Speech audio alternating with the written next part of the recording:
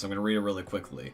Left 4 Dead 1 was better than Left 4 Dead 2 in the way that Left 4 Dead 1 had more details and such. In Left 4 Dead 1, you could see your legs, you could interact with the environment, like opening fridges and stuff, you could get out of the map easier, and the glitches and stuff were fun to me. The characters in the first one were a bit more realistic, and how they interacted was good. A bad man biker, a war vet, a office worker, and a girl teenager all get and work together. In Left 4 Dead 2, you got a coach, a bad guy gambler, a redneck, which I find kind of funny here, and a news reporter all get together. Like I said, Left 4 Dead 1 is a bit more realistic character-wise. Now, you could argue graphical issues and less weapons, but the graphics aren't very different, and less weapons, question mark? Everyone uses the same weapons in each game anyways. In Left 4 Dead 1, I either use the Uzi or the Chrome shotgun, and then for Tier 2 weapons, I use the Spaz or the M16. I never use anything different unless I have to. The final thing is you can say less special infected, which is true, and I ain't got anything to contradict that. You can still play it so you don't have to get insta-killed by those damn fucking chargers in every fucking Left 4 Dead 2 versus I play. I know they're there too, but my teammates will be dumb as shit and will rush ahead and die. I understand they may be new, but say something, type it in like, damn. I still say Left 4 Dead 1 is better than Left 4 Dead 2 in most aspects. Left 4 Dead 2 did some things better, but Left 4 Dead 1 did more things better. Okay, that was a long one and had a lot of passion behind it, so let's summarize what happened here, basically. The main thing is talking about Left 4 Dead 1 basically being better than Left 4 Dead 2. Now, there is a lot of good arguments here, and I can definitely respect all these different opinions. I think that both games are honestly great titles in my eyes. I've always seen Left 4 Dead 2 as better than Left 4 Dead 1 just because of the fact there is more content, and there's also more optional content. Like, quite literally, if you want to, you can even replicate Left 4 Dead 1 gameplay-wise in a mutation of some kind in Left 4 Dead 2, and you can get all the Left 4 Dead 1 guns and just the Left 4 Dead 1 special effect, and you can play Left 4 Dead 1 through that way. But I understand how that there are also some other aspects that you do still want to get in the second game that you can't get if you end up playing that specific mutations mode, so I understand that. The last time I played Left 4 Dead 1 was like 3 years ago in 2021, and the game multiplayer-wise is basically dead last time I played it. I haven't checked since then. I feel like a lot of players have just mostly moved on to Left 4 Dead 2 because all the Left 4 Dead 1 content is basically there, and there's just a couple different tweaks, such as getting Left 4 Dead 2 special infected on Left 4 Dead 1 maps, or getting the Left 4 Dead 2 guns in the rotation, etc.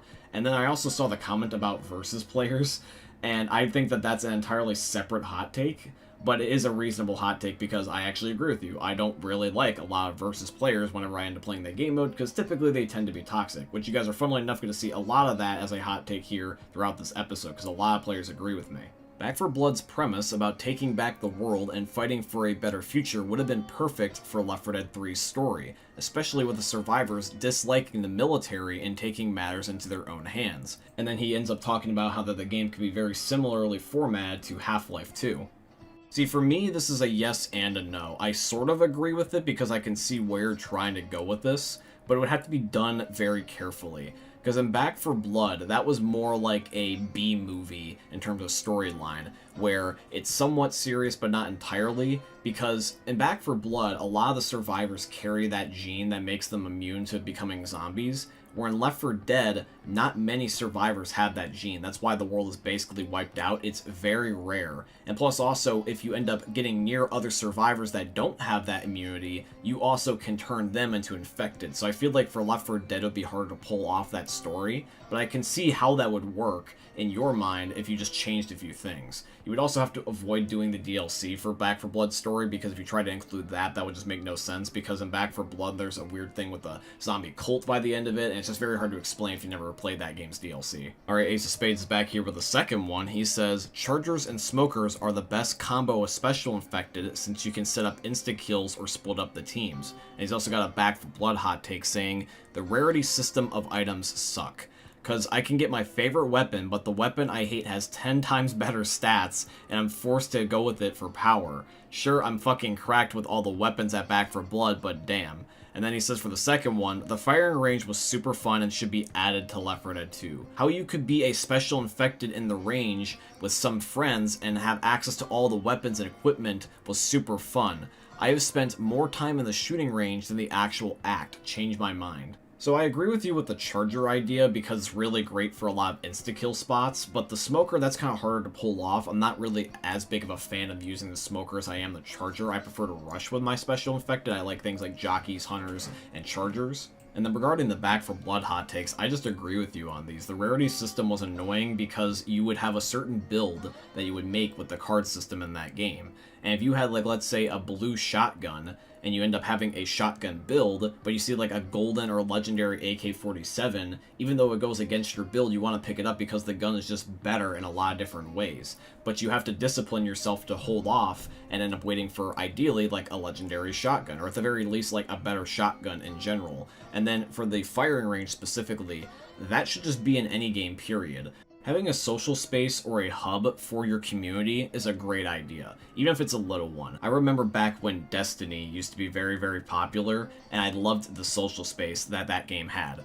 It was just so cool seeing other fans of the game that you love and be able to interact with them and see them open up, like, let's say, their rewards, or be able to talk to them, or do emotes and just have like a little dance party session. It was always super fun. I feel like that Back 4 Blood had the right idea by having a social space, and I feel like Left 4 Dead could benefit from that very much.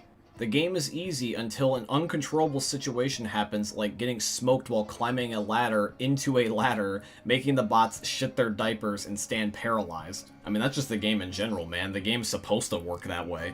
The game is meant to throw a curveball at you so that way you don't get bored and always having it feel the same. That's the director in a nutshell. When reading this, I for some reason can imagine a specific scenario where you probably got really mad at the bots, which that I agree with you. The bots are fucking annoyingly bad in this game. My recommendation to you is that if you play on PC and can install mods, look up like a bot mod where you can make their AI smarter than they actually are, and the game will probably feel more fun to you, because I can understand your frustration with the AI not doing their job. Playing with randoms is one of the worst ways to play Left 4 Dead. This is pretty fair. I would say that's a 50-50 if you either get a cool dude that you'll become friends with or an asshole on the other end of that screen. I just wish more people were compassionate when they were online, like how that they are in real life, because if people were having to say these things that they do to your face, I feel like a lot more people would think before they speak. Francis is the best character in the Left 4 Dead 1 crew. I politely disagree. I think it's actually Zoe or Bill personally, but to each their own. Coach is the best character from the Left 4 Dead 2 crew. This is somewhat fair. I would say that's a tie between him and Ellis, but I still do personally prefer Ellis. I think the game is a lot more fun with mods, and fuck versus players is tacked in on the end of that, which I think is kind of funny. I definitely agree with both of these. Mods make games always better, and then versus players, they don't have the best reputation in the world right now.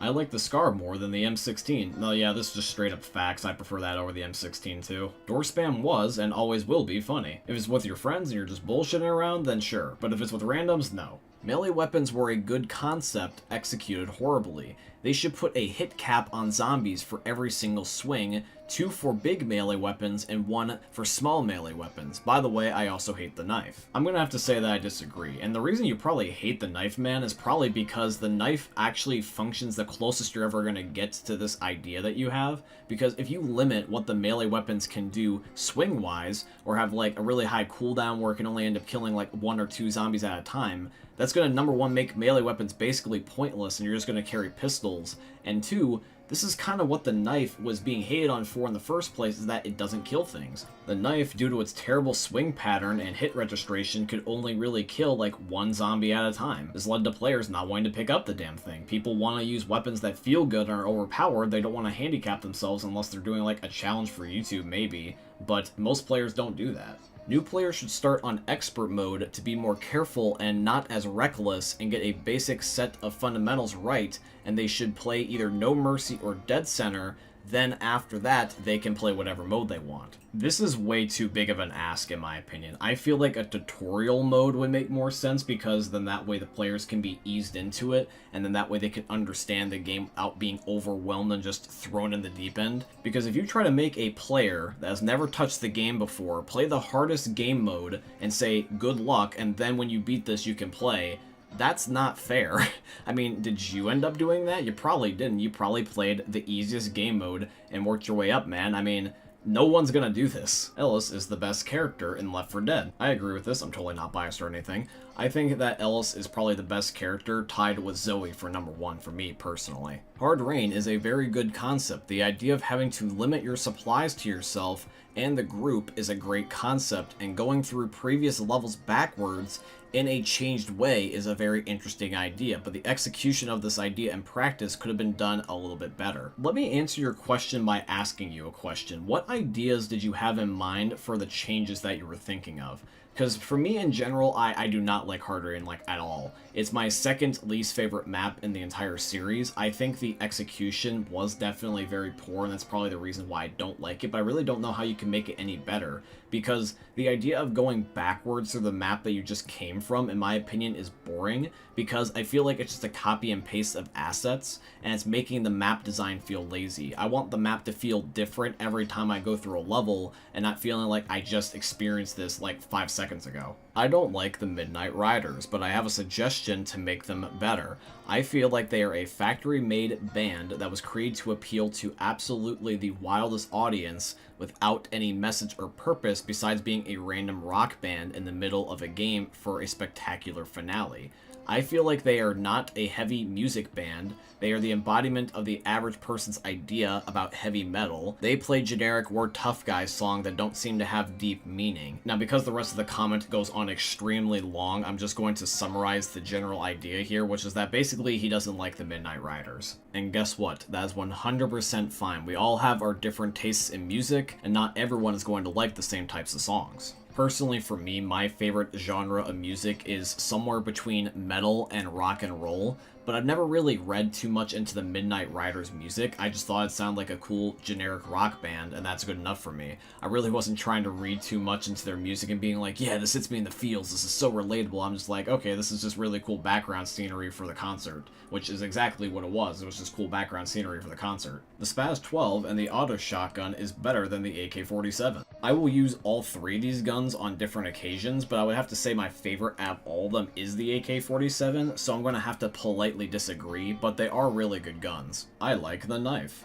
I do too, man. Really, the only melee weapon I can't stand using is the pitchfork. I think that's honestly worse than the knife, and the knife is better since it did get its buff and it doesn't have a bad swing pattern anymore. But yeah, man, I've always liked the knife. I always thought it was a cool melee weapon. It really wasn't that bad, honestly. It's dumb to kick noobs from versus lobbies. How else are they supposed to learn and play the game mode? I agree. You shouldn't kick someone from your lobby just because they are bad. It's a douchey thing to do. Everyone's gotta learn. But if someone's trolling you and they're just trying to smurf, then at that point, yeah, you can end up kicking them. I would totally understand. It's just that it's very frustrating to end up having to deal with a bad teammate, and you know they're a bad teammate, and you could easily just replace them by just vote to kick them out of the lobby. I understand it's very tempting, but it's a douchey thing to do. We all gotta admit that, man. Rochelle is better than Francis. See, whenever I see people trying to defend Rochelle as a character, the main defense that I always see them use is that Rochelle is a nice person. Being a nice person can definitely be a cool characteristic for a character, but it's only one part of them. For Rochelle, that's just the entirety of her character. There's that one single aspect. And then you have somebody like, let's say, Ellis, who is a sweetheart of a character and is really, really nice and caring towards everybody, but he's also funny, he's got some cool epic moments, and he actually is a really fleshed out character, and he's done much better than Rochelle was. The M16 is the best weapon ever. I'm gonna be honest, I never really was the fan of the M16, regardless of whether or not it was Left 4 Dead 1 or Left 4 Dead 2. I just never have been attached to that gun like everybody else say they are. I think the Left 4 Dead 2 survivors are better than the Left 4 Dead 1 survivors, because I feel that the Left 4 Dead 2 survivors have better character development because they start off pissed off as they weren't rescued from the beginning, but then as the time goes on, they learn to get along and get to know each other and stick together, plus they learn about the horrors that the military were doing, and they see that the military is bombing the hell out of New Orleans. I know they did the same in Dead Air, but we only saw the aftermath. Another thing is we literally see dead human bodies, not zombie bodies, but human bodies, meaning the military said, fuck it, and they have to decide if they are really going to take a chance on the military, but to be fair, they don't know the true extension though. But I still feel like that the Left 4 Dead 1 survivors, just like the Left 4 Dead 2 survivors, their progression and development feels good. both the Left 4 Dead 1 crew and the Left 4 Dead 2 crew have their strengths and their weaknesses. There's just one thing that pisses me off though about the Left 4 Dead 2 crew, and that is them ignoring red flags at the end of the Parish campaign.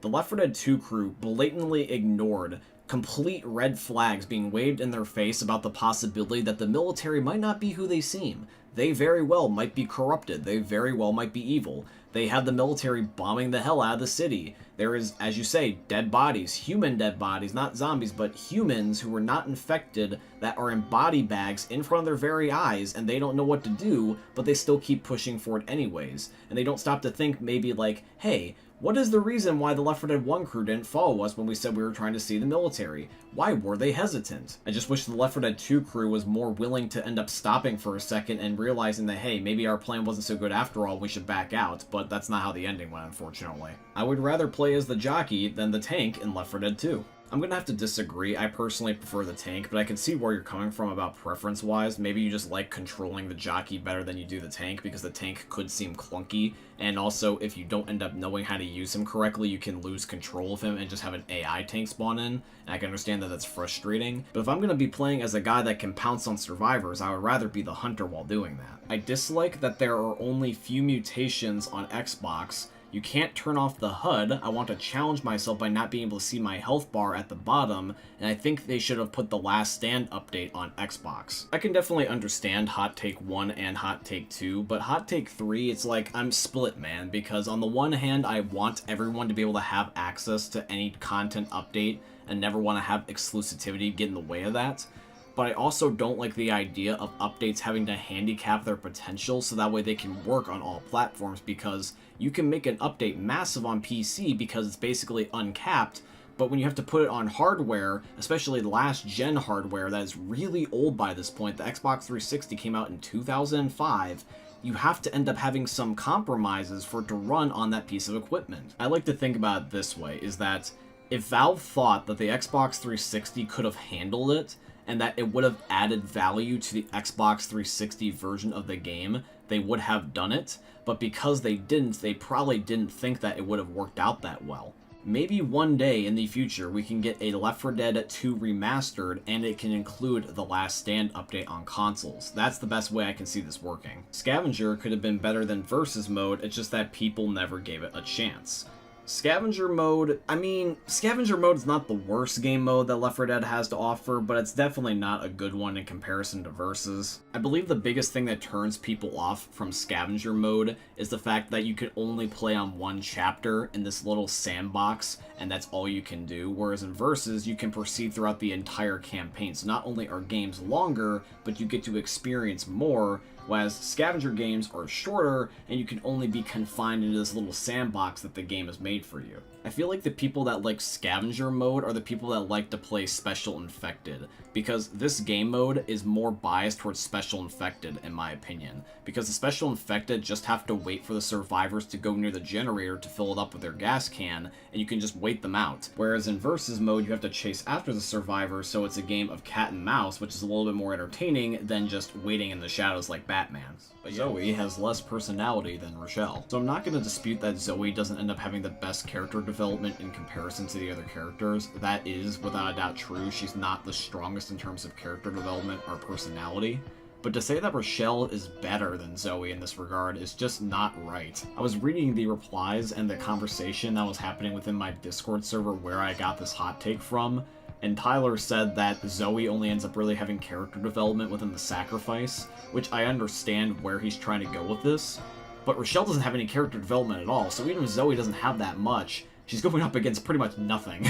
Zoe is the best character all around. Okay, even I, as a Zoe fan, I'm not going to agree with this because in comparison to every other character, I'm not going to say that Zoe is the most fleshed out. That's just not true at all. I will say that I do have a preference towards Zoe. I think that Zoe and Ellis are tied for my favorite characters across all 8 of them, but Zoe's not the most fleshed out in comparison to the other 7, not even remotely. I think if we're trying to talk about character development and how fleshed out a character is, I would say that the one with the most development and the one that is the most fleshed out is either Ellis or Bill. Coach is a better leader than Bill. Damn, the disrespect to Bill on that one, Jesus. I mean, bro, are we really trying to compare a Vietnam veteran to a high school sports coach and say that the veteran is not a better leader than the sports coach? Like, really? Look, I will say that Coach is definitely the leader of the Left 4 Dead 2 crew, but that's just an insult to Bill. I mean, like, come on, man. Bill is a really good leader in comparison. Back 4 Blood's premise and story design was great, but how the gameplay was and how it was executed sucked ass. I think the main thing that keeps players away from Back 4 Blood and what discourages them from trying to get better is the card system. That is the biggest flaw with that game. I have gotten more used to it over the years, but I mean, used to it with an asterisk, because what it was is that I found like 1 or 2 really good card builds that I can pretty much use on all difficulties,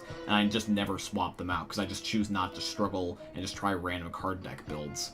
I hate hard rain because for someone like me who has eyesight issues, I can't fucking tell what's going on because of the rain. I mean, I understand that being hard to see is the whole point, but for me, I really can't see anything, so I hate hard rain. Bro, I have 20/20 vision, and I agree with you. I hate not being able to see the map because of the rain. It is an annoying mechanic, and it doesn't make it feel more immersive, it just gets inconvenient and frustrating. I would rather have it be where the rainwater makes you move significantly slower than it already does, just so I could see. I would love to end up making it where I'm trading my speed for my eyesight back when it comes to the rain, because not being able to see is significantly harder, and it's much more annoying. Dude, when people tell me that they like the rain mechanic of hard rain, I just have to ask, are you guys like masochists or something? Do you guys enjoy the struggle? Like, is this something that I'm not hip with the trends or something? Adrenaline is better than pills, and noobs and toxic players make the game more funny in versus. Adrenaline has been more circumstantial than pain pills for me in most instances. Like, pain pills I can consistently rely on. I can just be like, hey, I can't pop a med kit, let me just pop the pain pills, and I can end up getting out of a sticky situation. That's why I prefer them. Adrenaline really is only useful when you're trying to outrun like a panic event or something, or trying to pop that med kit that you are trying to heal with, it's just that it goes too slow. And then for the second one, I will say this. I grew up watching people like Vanoss, and I grew up during the troll thing back in the early 2000s with the troll face, so I know what it's like to mess with people and be funny, haha, hardy har har. The way I look at it though is that it's just not my thing anymore. I've personally outgrown it for the most part. If I do it, it's mostly with friends, or if I do it with strangers, it's very rare and it's not as crazy as it used to be. But that's just me specifically, so to each their own. Left 4 Dead has set the bar way too high for other games within the same genre, inevitably making it almost definite that Left 4 Dead stays the best pick. I wouldn't say that necessarily Left 4 Dead set the bar way too high, it's more rather that other companies are failing to meet the standards that fans expect of them. Now, I will say that sometimes these standards are unfair. A lot of people are very picky about what they choose to spend their time on, but that's fine. I think the problem that a lot of developers have is that they're falling into the trap of trying to compare themselves to something, and so they try to live up to those expectations, rather than making their own. Another thing that I feel like Back 4 Blood did that was a mistake was instead of trying to be their own game, they were trying to be the spiritual successor to Left 4 Dead. So when Left 4 Dead fans looked at Back 4 Blood, they weren't open to trying a new game, they were trying to look for Left 4 Dead 3, but instead they got Back 4 Blood, which is not the same thing. Now, the few people that stuck with Back 4 Blood the entire way through, they ended up looking at Back 4 Blood most likely as its own separate game, which is what I did. I like both Left 4 Dead and Back 4 Blood. I don't know how many people carry that same opinion, but I will say this, is that the way that I look at Back 4 Blood is completely different. I feel like other games within the same genre would have a better chance if they tried to end up being their own game rather than trying to replace Left 4 Dead. Maybe it's just because of my age, but tinkering with mods alone is so much more fun than running around shooting zombies with friends. When I play The Last Man Standing on Earth on custom maps, I really feel like I can appreciate the map while also having a tense and engaging experience. Mods just make any game better. Period. Mods help games so much. They make it so that way when there's dry spells with games getting content, the fans can download and play their own stuff to bridge the gap in the meantime. And second, if the official content sucks, it still keeps people on the game anyways, because who cares what they're playing as long as they're still playing the game. Ellis's stories are annoying. I mean, I don't see it that way, but maybe the brain rot of some of the descriptions of the insane adventures that Keith and Ellis go on, I can understand might just be annoying to some people. See, when I listen to them, I just think of them as a funny joke because they're so outlandish that they're funny to me, but maybe I'm just a fan of brain rot content. The Left 4 Dead 2 trailer that plays when you boot up the PC version is the most fleshed out trailer, even though the Left 4 Dead 1 trailer gives you all the info you need to know about the mechanics and the infected. It's just a short snippet of the first Left 4 Dead 1 map, and the Left 4 Dead 2 trailer shows almost all the playable campaigns and infected and has more action, but that's just me. I think really what it is that you're just noticing the difference in feel between the two games. Because Left 4 Dead 1 was always more serious and was treated like a traditional horror movie or horror game, but Left 4 Dead 2 was more about action and being cinematic instead of actually scary as much. Left 4 Dead 1 and Left 4 Dead 2 are pretty much opposites. Left 4 Dead 1 was more scary and had some cinematic moments, and Left 4 Dead 2 is mostly cinematic moments with only some scary stuff. And that is also showcased within both games' intro cinematics. Like, Left 4 Dead 2 was trying to be like a literal movie trailer and grab your attention, whereas Left 4 Dead 1 was more rather being like, welcome to hell, this is the game, you're gonna be thrown in with the sharks, good luck. From the way that I read your comment, it sounds like that the Left 4 Dead 1 trailer is slightly boring to you, as almost as if you were interpreting it as a tutorial rather than a intro cinematic. Which if that is the case, I totally understand, but I think more rather what it is that it's not necessarily that one trailer is better than the other, it's just that you notice the difference in what they're trying to convey and you just have a preference for one or the other. Crash Course is actually a good campaign. It's open and has many things to explore. They also have more unique dialogue sets and conversations for the original survivors. My most favorite dialogue is when Francis is making fun of Zoe because she shot the infected pilot, Lewis roasting Francis, Francis hates everything more, etc. Most people don't like it because it's a survivor-sided and the infected team mostly losing in versus mode. And because I only play co-op, I don't care about it. The only problem about it is that it's too short and should have been made into 3 chapters. I'm gonna have to disagree with you, my G. I think that Crash Course is literally the worst map in all Left 4 Dead, regardless of what game mode it is. So let's talk about some of the things you mentioned. It's got more stuff to explore. More of what exactly? Like, what are you referring to? Because for me, whenever I play Crash Course, I'm not finding really anything. The only thing I truly find in Crash Course is clutter. Lots of clutter. I find random things scattered around the map, and it makes it feel like it was just a copy and paste of assets just being sprinkled all over the place. There's no really interesting stuff to find within this map. Voice line stuff I sort of understand, you know, if there's exclusive voice lines on this particular map, maybe. But for me, I'm not necessarily thinking about the voice lines when I'm playing the map. I think of those as separate things. Now, the 3-chapter thing I will agree with you on. I do believe that this map should have been at least 3 chapters, but they should have just split chapter 1. They shouldn't add a 3rd chapter because it will make the campaign feel way too long. This campaign feels both long and short at the exact same time, because what it is that chapter 1 feels like 2 chapters. Playing Crash Course on the higher difficulties is a pain in the ass sometimes, because you could be right at the very end and about to get into the safe room, and if you die, you're gonna mutter something under your breath along the lines of being like, ugh, I have to do this all over again, because the chapter is so unnecessarily long for no reason. I think Swamp Fever has one of the best atmospheres from start to finish in-game, and honestly the only campaign where they crash in the literal middle of nowhere besides Crash Course, but I think Swamp Fever is a lot more realistic. Swamp Fever does have a unique atmosphere. In fact, the atmosphere is one of its best strengths because it's one of the only few Left 4 Dead 2 maps I would say that actually feels scary. Swamp Fever is the worst campaign Valve has made. The finale is cool, but the levels are not fun and drag out for too long.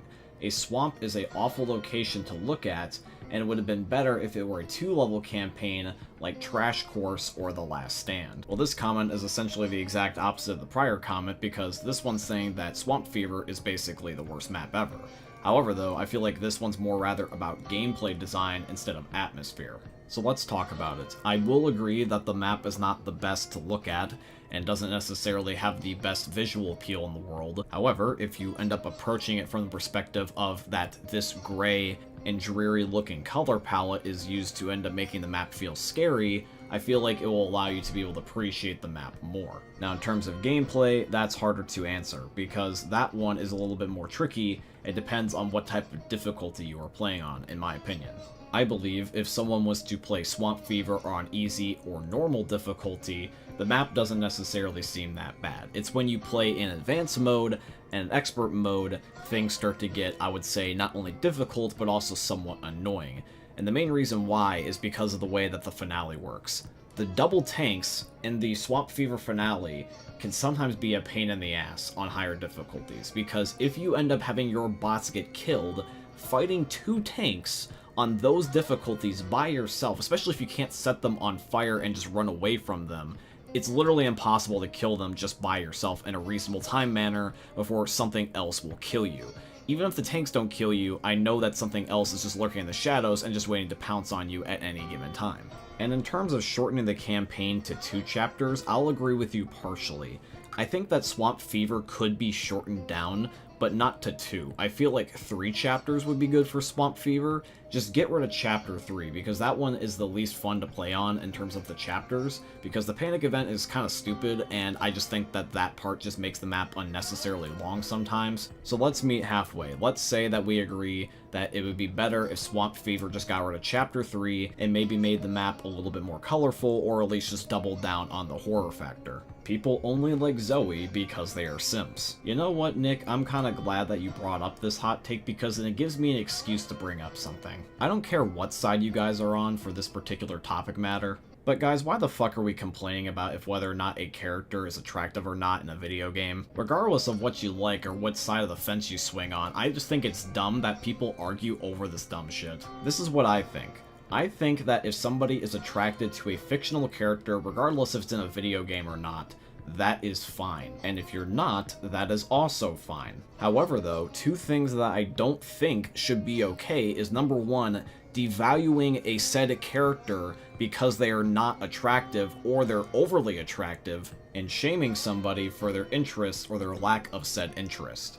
One should not say a character all of a sudden is a bad character just because they're not attractive to you, and if a character is attractive, that shouldn't be the only thing that is what makes that character have value to you. Like, is Coach a bad character, for example, all of a sudden just because he's not carrying a second shotgun in between his legs? No, of course not. That shouldn't matter. My hope is that whatever anybody is attracted to in a fictional sense is just a base for what they would try to pursue in a real-life person, because I really do hope that everyone does end up finding true love one day and doesn't just settle for pixels on a screen. You know how you can command your character to talk, something like that on PC? You push a key and you can make them say almost anything. Why isn't that feature on console? You just click in on the left joystick and all they say is, look over there. I wish that feature was on Xbox as well. A lot of modern games are now starting to have the ability to just say voice lines whenever you want on both console and PC. I think this is just a case of Left 4 Dead. It came out before this started to become a thing, and that's why it's not on the console version. And if this was even on the Xbox 360 version anyways, it would probably be annoying after a while, because players spamming voice lines on PC is annoying. It would be just as annoying on console. World War Z was the closest to being a perfect rival towards Left 4 Dead, just wasn't as promoted, causing it to be mostly forgotten. I remember that game. I remember a lot of people liking it back when it first came out, and it does still have a little bit of a small following. My brother really likes World War Z. It's one of his favorite zombie games, and he thinks it's a really great rival to Left 4 Dead as well. Personally, however, though, for me, I wasn't able to stay into the game long term, because when I ended up completing the base game, that was pretty much my fix of World War Z. For the way I like to play and the type of content I enjoy something more like Back 4 Blood, for example. I low-key think that Back 4 Blood, if we're talking now in 2024, is leagues/light years behind Left 4 Dead, but is still low-key the best successor to Left 4 Dead. 2 things that are very prevalent from both these last few comments is that, number 1, there is no other game that is going to be like Left 4 Dead, ever. And 2, this shows you how much that people still want to have a Left 4 Dead 3 even after all of these years. It's just that none of these devs have been able to step up to the plate. I don't know if this counts as a hot take, but the Japanese Left 4 Dead arcade had really good potential to be more than just an arcade game. I think that Japanese Left 4 Dead is an extremely fun game. Japanese Left 4 Dead is like Call of Duty Online or Chinese Call of Duty for those that are fans of my Call of Duty videos and don't know what Japanese Left 4 Dead is or is like. Even though it was only supported for roughly about 3 to 4 years and was an arcade cabinet, it was really cool to see all the stuff that was included in that game. The different special limited time events, the unique guns only within that copy, slight changes to the map for cultural references, and just the gameplay design. It's really neat. Dark Carnival is overrated. Now, since this comment doesn't go any further and doesn't describe why he believes that it is overrated, I'm just going to take a couple of guesses. Number one is that you think it's possibly too hard of a campaign, because I know some steps people find annoying, like Chapter 4's Panic event.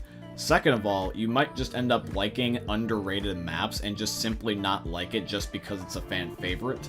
And number three is you just personally prefer the Left 4 Dead 1 style of maps versus the second games. Two of the main reasons why I like Dark Carnival and is my personal favorite campaign is number one, the atmosphere and setting, and number two is the difficulty. I do like the fact that Dark Carnival is reasonably difficult across all the game modes, and it's not like annoying difficult where it's like, okay, this is tedious and unfair. It's more rather like, okay, this is dependent entirely on my skill level and my skill level alone, so if it doesn't work out, it means it's my fault and not that the game is screwing me. If you would like to leave a follow-up comment, I'd really be curious to see what your reasoning was for why you think it's overrated.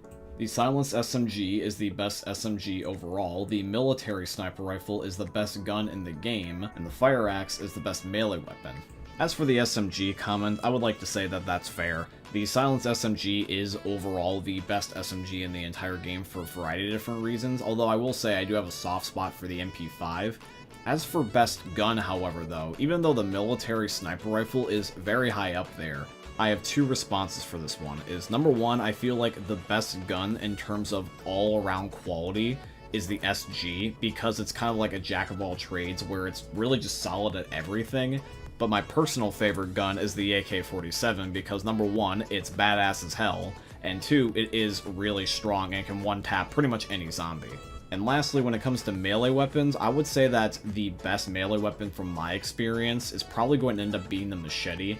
I have always liked the machete and seen it that way. Not to discredit the fire axe, that still is a really good melee weapon as well.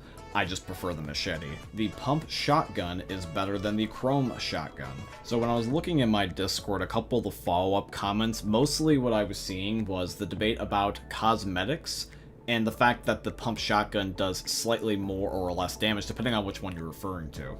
Unfortunately, I'm gonna have to disagree with you. In fact, here's a hot take of my own. I not only like the chrome shotgun, but I think it's such a good shotgun, it honestly could be a tier 2 gun. It competes pretty well against some of the other guns like the Spaz and the Auto Shotty. It's very accurate. It does a lot of damage, even in the later half of the game and against certain special infected. It's just a really good shotgun. The Last Man on Earth is the only good mutation to play. The other ones are really only fun for like one playthrough or just outright unfun to go through. If you think that the other mutations modes are not worth your time, may I suggest playing the Rayman mod mutations that you can actually get off of the Steam Workshop? I play those as a video series with on my channel, and those are quite fun. Those ones will keep you from getting bored, I promise you, because there's such a variety of different ones to pick from in their list, and it allows you to be able to make the game feel new again. When it comes to the base game, however, though, I will say this, is that there is definitely not as good of a selection within there, unlike Rayman, but there is a couple of gems. My two favorites personally are the tank mode, where it goes tank, and then tank run. They're essentially the same game mode as each other, except that one involves you playing as the tanks, and then the other one just involves you running away from AI tanks, but it's basically a game of cat and mouse. Several tanks will spawn in and chase you, and you just have to avoid them and get to the end of the campaign. Those game modes are a massive adrenaline rush, and they're stupid fun. I think the workshop mods are not keeping Left 4 Dead 2 alive, the game is just that good.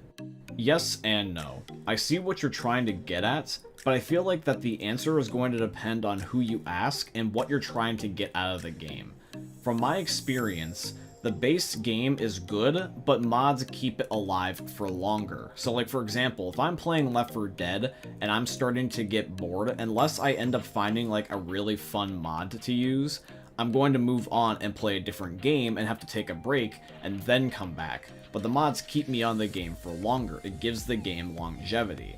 Because if you have done everything that the base game has to offer, such as myself, I have quite literally done everything for the default game at this point besides what I do for my YouTube videos, that the mods help me stay entertained and allow me to be able to feel like the game has something new to offer. Because without the mods, I'm just doing the same things over and over again, which is nice if you just simply enjoy it, but if you do it for so long, eventually it will get boring. If Left 4 Dead did not have the Steam Workshop and mod support, would it still be as popular as it is today? That's going to depend on your perspective, because for some people, they don't need mods. For example, the Xbox players don't have mods at all. They just play the base game, and that's what they play with all the time. And if you go over to the Xbox copy, there's still plenty of lobbies of people playing Left 4 Dead. So once again, it's a yes and a no. The game doesn't need mods to be as popular as it is today, but it does help, because I would like to believe that more people are playing the PC copy and using mods more often than people that are playing the Xbox copy or not using mods at all. The sacrifice cements Bill as the main character IMO. I mean, seriously, soloing 3 tanks at once? Main character shit, even if he didn't survive. I think Bill has always been the main character when it comes to Left 4 Dead. When Left 4 Dead gets used for crossover material, Bill always finds his way in that crossover somehow. He's an NPC in Payday 2. He is a playable character within Dead by Daylight. He is a cosmetic skin that you can get within Dying Light. Bill is the face of the Left 4 Dead franchise. And the sacrifice didn't need to happen to make him the guy. Because if you look at the Sacrifice comic, which is just right before the events of the Sacrifice when they're going into Bill's backstory, there's a part where it shows that Bill is going under anesthesia to get medical treatment, and then the medical staff starts turning into zombies and he's fighting through the anesthesia, which is very difficult to do, and ends up killing the zombie-infected staff, retreats all the way back to his living quarters, gets all of his gear, and then starts kicking ass and killing zombies. Bill has always been that guy, the one that you don't fuck with. Only Chapter 1 and Chapter 2 of NSenr are good. The mall is empty, annoying, and most stores are closed, and the color palette is boring. The gameplay is just a bunch of dark brown or white corridors. And hot take 2, the knife is the best melee weapon since it got buffed. I'm actually going to jump to the second hot take first, and then I'm going to comment on the first one. In terms of the knife, I'm glad that the knife is finally starting to get recognition because I've always liked that melee weapon, and I'm glad people are using it more. Now for your first hot take when it comes to NSenr, I like NSenr chapters 1, 2, and 4. I really have never cared for 3. I think that 3, I do see what you're talking about with the color palette and how boring and annoying it can feel sometimes. I would like it if they did allow us to, like, for example, go into some of the stores and steal some of the loot and supplies that are in there, and maybe it triggers some sort of voice line. Maybe Rochelle has a voice line where she talks about a news story that she did once where she talked about a mall robbery, or Nick can make some sort of funny comments being like, ah, this reminds me of my first ever job. But I get why that the NSenr Mall is meant to be the way it is. Valve intentionally tried to make it like the Left 4 Dead 2 version of No Mercy. Just like how it's really creepy seeing an abandoned city, seeing an abandoned mall where you're used to seeing people everywhere is a very creepy and unsettling feeling, and they were trying to probably do that for the sake of horror. But sometimes what's good for story doesn't always translate good for gameplay. My hot take is that expert campaigns are too easy, and expert realism is the definitive co-op game mode. I see vanilla as nothing but training wheels for realism. You shoot through commons like paper, player names/outlines are distracting, respawns undermine the significance of dying, and crowning witches with one shotgun blast isn't creative or intimidating. Also, the auto snipers are the most overpowered weapons in vanilla. My only criticism for realism is that I wish every campaign started with 1 or 2 defibs. I figure this is a hot take since the majority of players don't play realism. Now, I like this. This is a really good hot take. This one's, in fact, a spicy take because it's just that good. So let's talk about it. Expert is too easy. That's a pretty unpopular opinion. I will say this, is that hard games are not always good games. Because by that logic, if every game that was hard was good, then that means that Back 4 Blood would be one of the best games ever, because that game was so hard that you would have to be literally a masochist to play it on a regular basis, especially the higher the difficulty you go up. And then the thing I want to talk about next is your defib comment. So you say that in normal vanilla you don't like the respawn system. I'm assuming you're talking about the rescue closet. Here's the thing, is that if you started off with defibs, and you say at the same time you don't like the respawn rescue closet system, wouldn't the defib still technically be a way of cheating death, like how you say that you think is unfair in the vanilla game? If you use a defib, what's the difference between that and getting somebody out of the closet? In fact, if anything, I feel like the defib is more cheesy than the rescue closet system, because typically when players die, they don't end up dying too far from their teammates. So if you have a defib, multiple defibs mind you, by default, you can just immediately resurrect somebody. With the rescue closet system, you have to keep proceeding throughout the map and hope you find a decent rescue closet that's not in a bad area. So if anything, I feel like the rescue closet system is more of a test of skill than the defib would be. From what I'm hearing based off your comment, it just seems like you've just maxed out your own potential for the game, and you just got bored. And that's fine. Everybody eventually masters a game, and then eventually they get bored because they have nothing to do. I would say this. Either number one, play versus, because then you're playing against actual players, and that will give you a new way to grow, and it will allow you to be able to advance your skill level. Second of all, if you don't want to end up getting bored of the game and dropping it, just don't take it too seriously. Play other cheesier game modes that are more about fun and not necessarily meant to be taken too seriously, like mutations, and I think you'll find a new love for the game. The military sniper and the AK are insanely overpowered and never should have made it into the game. The auto shotgun's fire rate and damage should be nerfed, the hunting rifle's range and damage should be nerfed, and bolt action snipers should be more common. Damn, dude, this is gonna be an unpopular one. But I respect you for saying it. These last two in a row have been really good and really spicy hot takes. In fact, I encourage you guys to try to make hot takes like this down below, because these ones are really good today. So the first one's the big one. The military sniper and the AK not being in the game. That's a very unpopular opinion, because I know a lot of people, including myself, really like those guns. Now, are these guns overpowered? Probably, yeah, those are definitely two of the very best guns in the game. But here's the thing, is that in a PvE game, specifically, why would you nerf something? Are the special infected or something talking in game chat and calling me horrible slurs because they can't kill me because I'm using a gun that's overpowered? No, of course not. I'm not worried about hurting the jockey's feelings, so why should it matter? And the same logic applies to the auto shotties and the hunting rifle. These things shouldn't necessarily need to be changed, because it really seems like the only person that's complaining about it is you. It seems like what I gather from this comment is that you wish the bolt action snipers were worth it, and you want them to be more common. However though, you didn't ask them to be buffed, you just want them to be more in the rotation. I think it'd be better if you brought the bolt action snipers up by buffing them and making them better guns, rather than bringing down the already existing fan favorites, because if you buff the snipers instead of nerfing the other ones, that just sounds better. Because think about it this way, is if you bring down all the fan favorite guns, and don't even necessarily buff, but just spawn in the common sniper rifles more, no one is going to use them. They're just going to go over to the next gun that's overpowered, which is going to be whatever it is that we didn't nerf. The Spitter is the best special infected. My reason is that a good Spitter can do major damage to the opposing team in versus, and none of the other special infected can do that apart from the Charger in some crazy ways. Sure, the Spitter needs the other specials to get them set up, but without the Spitter, those plays would not be nearly as impactful. The Spitter isn't the best special infected in my opinion, but it is a very good one. I remember when a lot of people, when I was ranking the special infected, that some people were saying that I should have rated the Boomer higher than the very bottom, because in things like versus mode, he's very integral to the success of the infected team, because he can really mess up the survivors.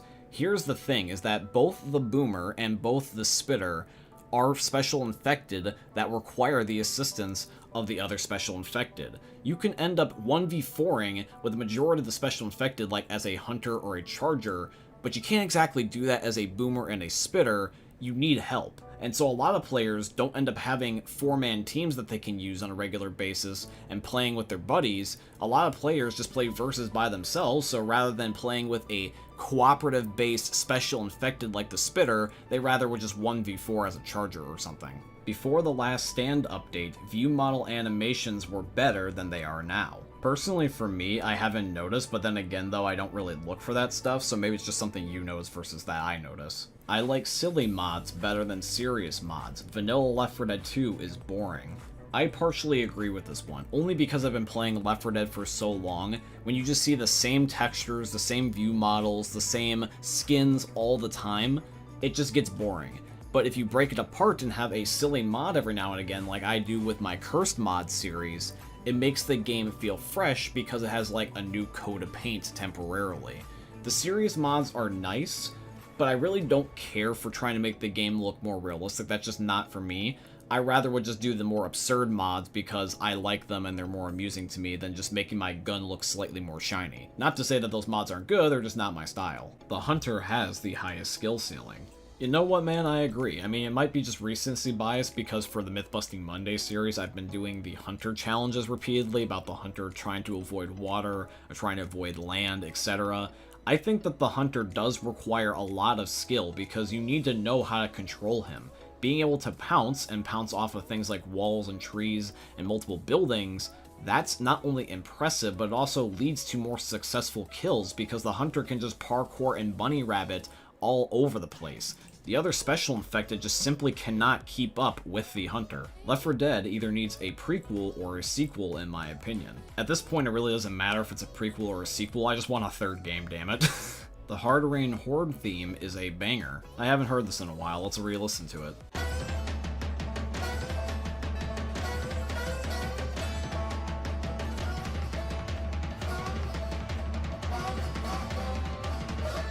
Oh hell yeah, dude, this one's amazing. I can end up dancing with the hillbillies to this. People shouldn't listen to any try-hard competitive players for game balance. This game isn't just about versus.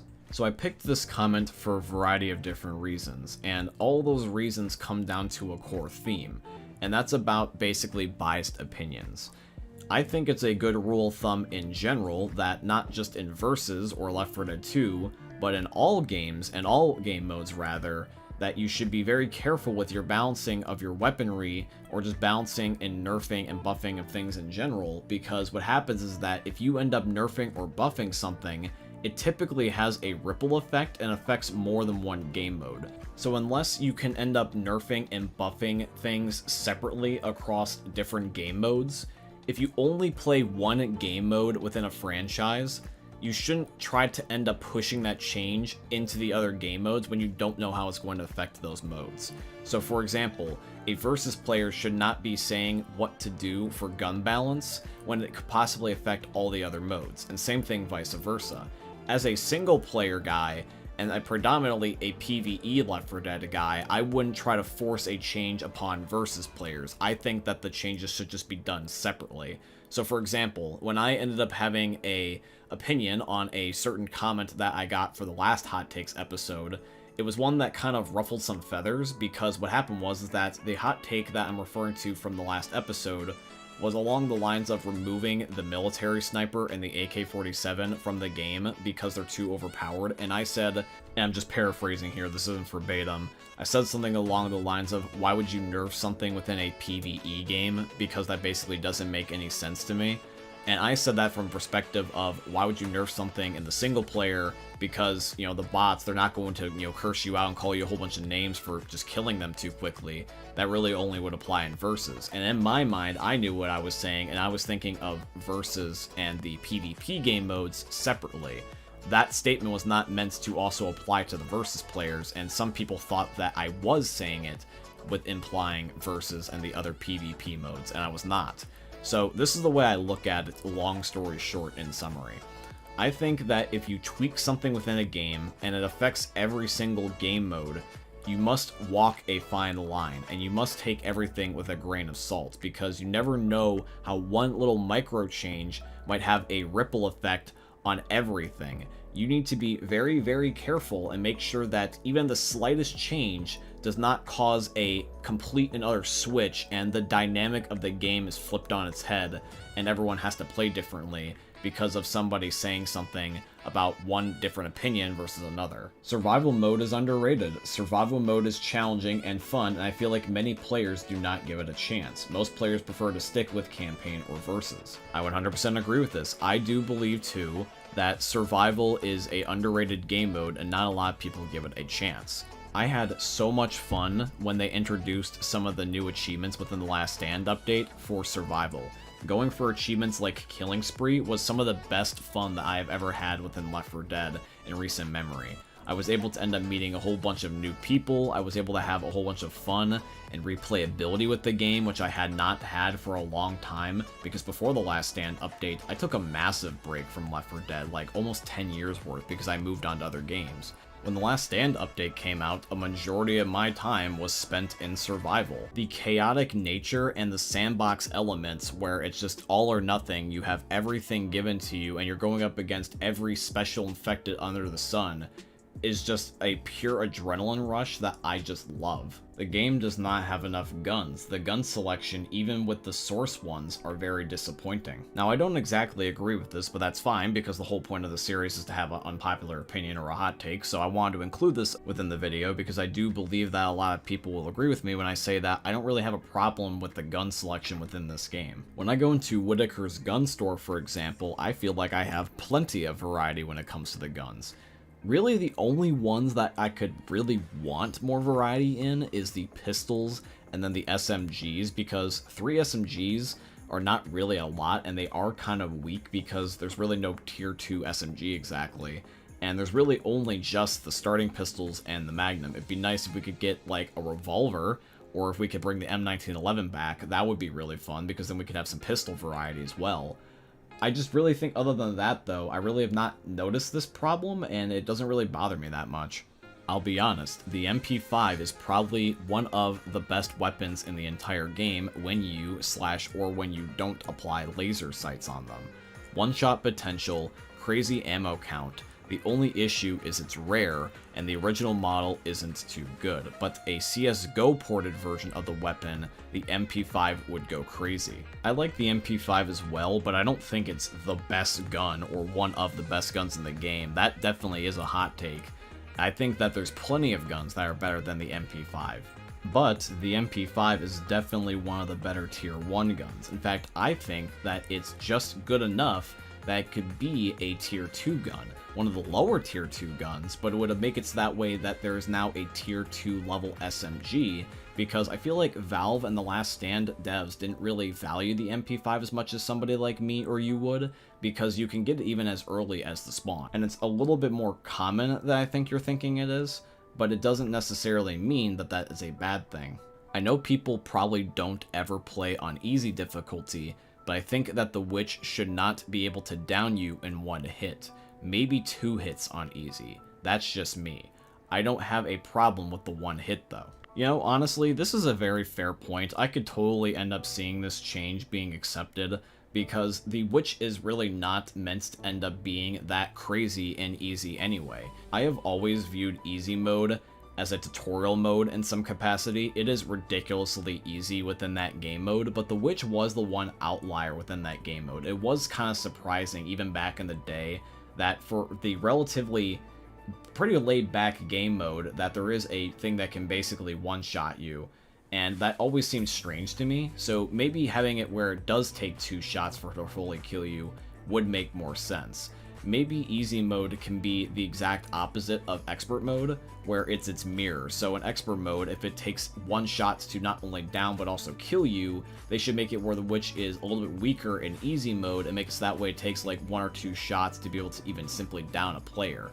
And I feel like that normal and advanced can just stay the way they are. Tier 1 weapons are more fun to use than tier 2 or 3 ones. I really wish that you would have listed the guns that you were thinking of when you wrote this comment, because it makes me wonder what guns you were thinking of. Personally, for me, the only tier 1 gun that I like to use that much that I would say it competes with the tier 2 guns is like the chrome shotgun, but that's like the only one that comes to mind. Otherwise, I prefer the tier 2 guns. My hot take is not a big one, but we need the complete stories from Ellis. Dude, there are so many Ellis stories that have loose ends or cliffhangers to them. I really want to know the end of those stories too, my man. If there is ever a Left 4 Dead 3, it should never bring back the Left 4 Dead 1 or Left 4 Dead 2 maps. My first reason why I think this would be a bad idea is because Left 4 Dead 3 would most likely have super evolved gameplay, and would most likely have new guns, special infected, etc. The game would likely release around 20 years after Left 4 Dead 2. Actors age, and so do their voice, so new voice lines mixed with the older ones would sound odd and out of place, and re-recording the classic lines may completely lose the charm and emotion of the original ones. Not to mention, Jim French sadly passed away. Even if AI becomes so advanced that it can replicate an actor's voice on a 1-to-1 scale, I would still be against it due to it cheating the old actors out of their royalties. Left 4 Dead 3 should be its own game and not rehash old ideas for the sake of nostalgia. So there's a lot to this comment, so let's talk about it.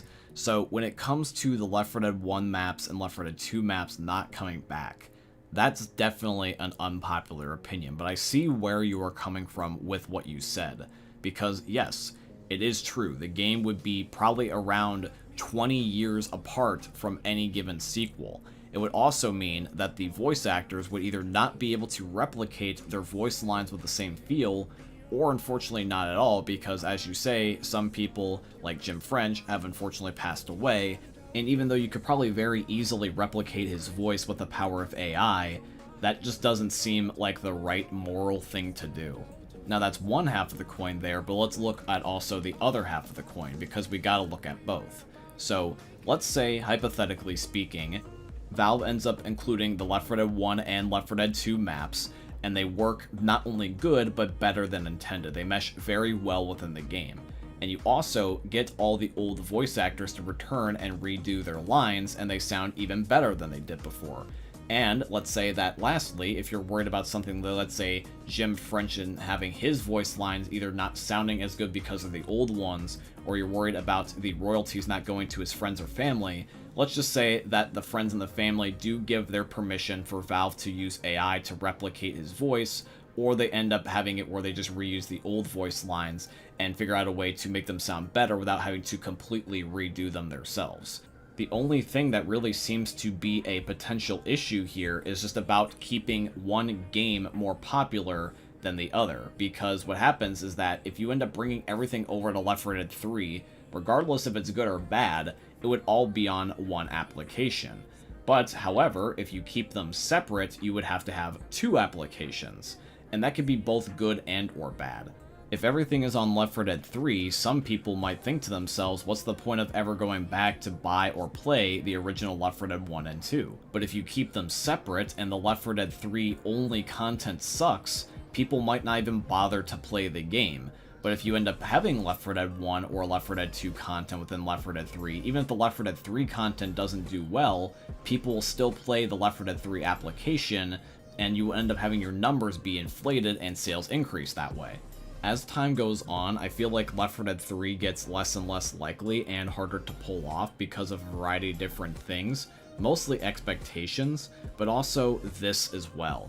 I do truly hope that Left 4 Dead 3 can come out one day and we can bring back all the old content as well. I hope that Valve will end up being able to execute that as well, so that way people don't reject it or end up bashing it. But we just have to wait and see. That would just have to be something that we could only end up giving our true opinion once it actually happens. The witch's old ability from the beta, where she kills everyone if not eliminated, should have been kept in the final game, because it makes her more of a challenging opponent like the tank already is. So I'm going to say both yes and no as my response to this hot take, because number one, I think that yes, in a perfect time and a perfect place, there is times where I feel like the witch could use a little bit more of like a buff and uniqueness with her abilities, but however, I don't want this in every single game mode. The reason why this feature was removed in the first place is because playtesters had an extremely hard time dealing with the witch when she was like this. It would make it where she would basically wipe out entire squads way too easily. So I would say that if somebody is a big Left 4 Dead fan and wants a challenge, this should just be its own unique mode, kind of like a mutation or something. Or maybe even perhaps this could be something that's in realism, because realism is the hardcore mode after all within Left 4 Dead. Why not make that game mode a little bit more unique by giving the special infected some cooler abilities within that said mode? This way everybody is happy, and if nobody wants to end up playing with this change, they don't have to. The Screamer infected should have not been cut, but continued to be developed into a kind of special infected that can be killed better with silenced weapons. A caveat to their existence is that they can only exist within maps that don't have alarmed cars. They are infected meant to bring the infection to areas that are isolated. This way they can exist without being too similar to the witch or the car alarms. It would be nice to have another special infected and give more variety to the game. I understand where you're coming from, but it's always better to have a quality over quantity. And the reason why I say this is because there must have been a reason why this special infected was cut. I can't imagine that Valve would have put this in the game if it was going to be clunky and broken, because people would get mad and resent that special infected, whether you're playing as him or going up against him.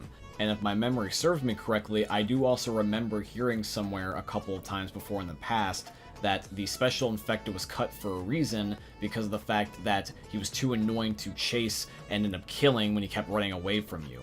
The closest we ever got to a modern day Screamer was, believe it or not, the Snitch from Back 4 Blood, and some people like him, but a lot of people do not. And that feels like a sign to me that if the Screamer was in Left 4 Dead, that people would feel the same way about him. Because this infected is meant to just sick hordes of zombies upon you repeatedly until you kill him. So imagine how annoying it would be to have a playthrough, you see a Screamer, and then he just goes off as soon as he sees you and screams his ass off repeatedly in a corner, and you're just being bombarded with endless horde after endless horde, because people don't already like that during like panic events. So imagine how annoying that would be if every couple of minutes a Screamer just was in the lobby and screaming his ass off, sicking hordes of zombies upon you. And even though I don't play Versus, I can't even imagine how boring that would be to play as a Screamer in Versus mode. Can you imagine all the other special infected? You get these cool abilities and you can attack the survivors, and the Screamer's job is basically just to go in a random corner by himself and then just scream his ass off. The Hunter's getting cool pounce kills, the Jockey's getting like squad wipes, and then here you are as the Screamer just with your thumb up your ass screaming. For balance purposes, God frames that make you invulnerable to spitter acid should be disabled in Versus. The game is tipped into the survivor's favor to begin with, which is likely by design so we can have heroes to relate to, but in a pure PvP setting, this makes no sense. So just for clarification's sake, in case any of you have never seen my prior videos, I'm not really keen on Versus. I really don't play it that much anymore, and I really never liked the toxic environment of it as it's gotten older, so I typically stay away from Versus nowadays.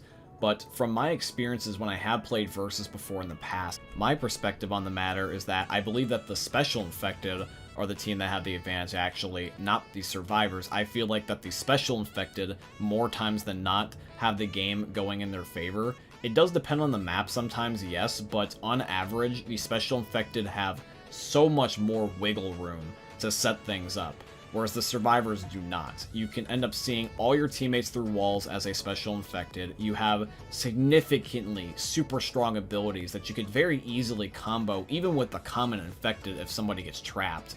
I just think that the survivors have to work more harder than the special infected to win the game. However, I do reasonably see your point, because God frames, or basically invincibility, in a competitive mode typically is annoying no matter what team you're on.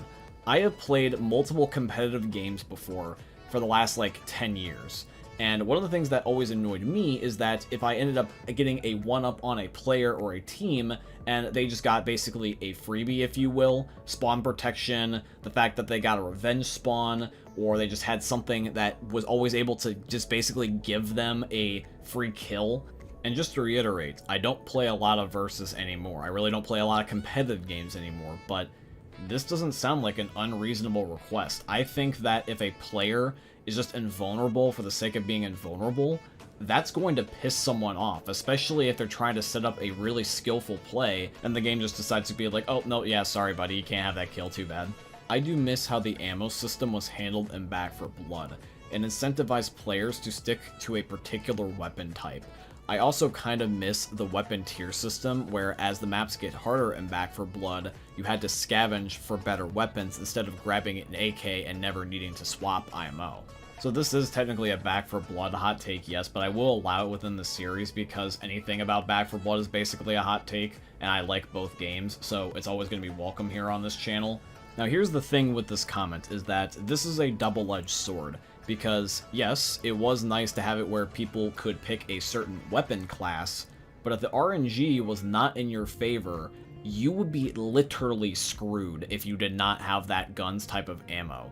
Because in Back 4 Blood, since you had to make the card deck such a crucial part of the gameplay loop, if you ended up having, like, let's say, a shotgun build, and you're out of shotgun ammo, you are completely and utterly screwed. You can't pick up an AK and even get remotely close to momentum. You will literally be just like a snail. You will be slow, sluggish, you're probably going to get easily killed. It is detrimental to you. And the harder the game gets, the more you up the difficulty, ammo gets very scarce in Back 4 Blood. The combination of having it where you can only pick up certain types of ammo in the overworld while already being restricted to a certain type of gun based off of your card deck, I believe this is one of the reasons why the card system did not work in Back 4 Blood. If Back 4 Blood had ammo stashes, like where you could just refill everything for all players the moment you hit E on it, like in Left 4 Dead, then maybe having a card deck be catered to a certain playstyle would have worked better. But without it, it just made it where Back 4 Blood struggled. If you are good at the game and speedrun, don't leave your teammates to die and just run to the safe room. Dude, bro, preach it louder for everyone in the back, because this is something I 100% agree with. Speedrunning is completely fine in solo, and if there's a mutual agreement between all teammates and you all want to do it at the exact same time, go ahead.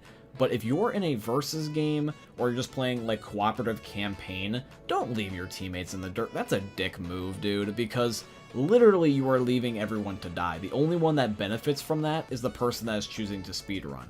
The director even exists for a reason. It's trying to stop players from doing this. Does it stop them? No, they still try it anyways, but if the game is trying to stop you because the developers put it in because they knew that that was going to be something that was a bad idea, it was probably for a reason. The jockey is the hardest special infected to kill. He has a small hitbox and has a large amount of health. See, I was originally not going to include this because I thought this was something that most players agreed with, but I saw a lot of thumbs up on this comment, which, by the way, guys, if you do see a comment you agree with, please give it a thumbs up, because when I see a comment that has a lot of thumbs up, that, as a content creator, tells me that a lot of you guys really end up agreeing with that comment, and you want to have it featured within the video. So if you see a comment you agree with, give it a thumbs up. As for the jockey, I have said this since day one of playing Left 4 Dead, that the jockey is way too overpowered. It's the only special infected, honest to God, I truly believe needs a nerf. This Ratface Reddit mod Diddler is one of the most annoying special infected to come across in my play sessions. I hate the jockey so much, dude. I have had an easier time crowning the witch on expert mode than I've had killing the jockey on something like, let's say, easy or normal. The jockey's hitbox is so unforgiving. You have anything less than 100% accuracy, the jockey is going to touch you. The Hunter 25 pounce damage cap was a measure for Left 4 Dead 1 versus when the Hunters were present on every spawn cycle, and should be increased to 35 or 40 since the Hunter is more rare and 25 damage just isn't worth the effort of setting up. It was fun back in the day in Left 4 Dead 1 versus to set up Hunter pounces that were going to give you extreme damage numbers, and it is a shame that it is nerfed in Left 4 Dead 2. They should raise it up just a bit because, yeah, 25 is not worth it sometimes. I would say that the Hunter is still one of the best special infected to play as, like right next to the tank and the Charger. But yes, I would like to see the Hunter be able to do at least a little bit more damage, because it's a representation of skill in my opinion. If you have the patience and can get like this really cool like aerial attack, you should be rewarded for it. Pistols should only have unlimited ammo in easy and maybe versus. When I was younger, I absolutely loved the idea of unlimited ammo, but as I got older, it confused me. So since easy difficulty is like a tutorial, unlimited ammo for the pistols should only apply there. I don't play versus, but maybe add in there too. I'm going to lean more towards the single player aspect or the campaign aspect of your comments, rather than the versus part. So in terms of the normal game, yeah, this is very valid. I would say that easy mode should be really the only one that gets unlimited pistol ammo, because it really makes no sense. Especially with the fact that we have melee weapons in the second game now. Like, wouldn't you want to incentivize players to use the melee weapons more? Because from my experience, whenever I end up playing Left 4 Dead, more times than not, I'm going to pick up a Magnum versus any of the melee weapons. I like the fact that they have unlimited ammo, and to a certain degree I do use it as a crutch, because I like to use the Magnum. It's basically like a shotgun in my pocket, and I just use it to pick off common zombies one by one, and then save my main gun for the bigger threats, such as the tank or the witch. With that being said, I feel like that if you end up making it where normal, advanced, and expert, you have to end up sparing your ammo, it's going to do two things. Number one, incentivize players to use the melee weapons more often because they can't just shoot an unlimited ammo gun all the time. And two, it makes players have to be careful and more accurate, leading to better player control. It means people are not going to recklessly spam, they're going to be more calculated, and it's going to therefore make players accurate and better. Not really a hot take, but a comic for the Left 4 Dead 2 cast would have been nice. What happened to them after? Is the military to be trusted after the parish? Also, what was the west coast of the Green Flu like? Maybe a third game can take place there? So believe it or not, we technically do have a Left 4 Dead 2 comic. It's just that it's not the one like the Left 4 Dead 1 survivors got. There's a game called the Zombie Army Trilogy, and it got a Left 4 Dead crossover, and to celebrate said crossover, there was a comic that was made that links these two universes. So if you're just in the mood to read like a comic and not necessarily trying to get something specific out of it, I recommend giving this a read because it's kind of fun. You would get a kick out of it. The Sacrifice campaign would have been better with the Left 4 Dead 2 survivors, taking place after they got air quote rescued by the helicopter at the parish, because the Left 4 Dead 2 survivors actually have story progression from NSenr, and we can clearly see each of them has character development. It makes the sacrifice moment more impactful, especially Nick, who started as a jerk, but as the game progresses, he became to trust his own teammates and started to care about them. I can imagine Nick doing a sacrifice, and it would be a badass redemption arc. The parish also got a story behind it, especially where people got executed by the military. I would love to see Left 4 Dead 2, a game with a badass and fun vibe, went into a dark turn. I'm not talking about the first game, it already got dark vibes since the start of the level, and the sacrifice would be a good continuation after the parish, and that's what they get for not hearing Nick's suggestion to trust the military. Don't get me wrong, Bill's sacrifice is a good thing, but what makes it less impactful is because the first game wasn't supposed to have a story until they made the Sacrifice DLC, and you would have to read the entire comic to make his death scene more powerful. For those wondering about the passing, I think they could switch the scenarios and roles. The Left 4 Dead 1 survivors will be the ones who's asking to lower the bridge. It's as simple as that. Now, even though this comment was a tad long, I picked this for a good reason. That's because this comment has a lot of meat on its bones. There's so many different things that we could talk about when it comes to this comment, but I'm only going to pick the ones I feel like most of you are going to want me to respond to. So number one, would I like a campaign where one of the Left 4 Dead 2 members sacrifice themselves? And if so, who would I believe would be the one to do it? So when it comes to this question, I would say that it's a yes and a no. I think the campaign would be good no matter what, but I do think it would be a little bit redundant and not have the same impact as the first one did, because all it would just be is more of the same. it would be a little bit of shock value and then quickly wear off, and then everything would be kind of just back to normal again. It just wouldn't hit the same. And in terms of characters, I don't think that Nick would be the one to sacrifice himself. I feel like it's more likely to be Coach, actually, because Coach, in my opinion, is the group leader. Not Nick, not Ellis, and not Rochelle, but Coach. Coach, through his dialogue and the way that everyone interacts with him, he is the leader. Through thick and thin, Coach has always been the one that steps up, and I feel like that if the time came where someone had to sacrifice themselves for the betterment of the team, Coach is more likely to do it, and not Nick. Not that he's incapable, I just think it would be more of a swerve because it just seems so unlike Nick. I would need more convincing before I would expect Nick to be the one to canonically sacrifice himself, because Nick is not exactly like Francis. Some people are very close to Nick, but they are not the same. This is the way I look at it. Nick definitely does lighten up as the story goes on, but he's still a jerk. So, in terms of Francis, I feel like that Francis is kind of like that, haha, you know, I'm your best friend, I'm going to poke fun at you, call you names, and annoy you, kind of like a brother figure, if you will. Francis is just an ass. But Nick is an asshole. Nick goes out of his way to intentionally hurt people's feelings. He intentionally tries to be a dick. I mean, just look at his track record. More times than not, Nick is rude and just a jerk to people whenever he talks to them. Now, yes, Nick also can be nice. I have seen dialogue such as the one where he interacts with Francis and basically says, sorry for your loss, referring to Bill. But that's not as common as you think it is. It's very, very rare. I feel like for me personally, for me to believe, honest to God, that Nick would be the one to sacrifice himself, there would have to be a Left 4 Dead 2 comic very similar to the first one, and then also Nick's dialogue would have to drastically change in the campaign he's actually sacrificing himself in. He can't go around basically telling Ellis to shut up and being a dick to Rochelle and trying to boss Coach and then be like, yeah, I'm gonna go sacrifice myself. And then referring to the part where you're talking about Left 4 Dead 1 not having a story, I don't necessarily think that that's true, dude. I do believe that that was the intention from the very beginning. It might have not been, like, right away, but I feel like that the game was destined to get there somehow. I think that Left 4 Dead 1 was the game to do it in. I think if you saved it for Left 4 Dead 2, it wouldn't have worked out as well. The Left 4 Dead 1 campaigns were just so much more gritty and dark and ruthless, and that bittersweet ending made more sense for that game.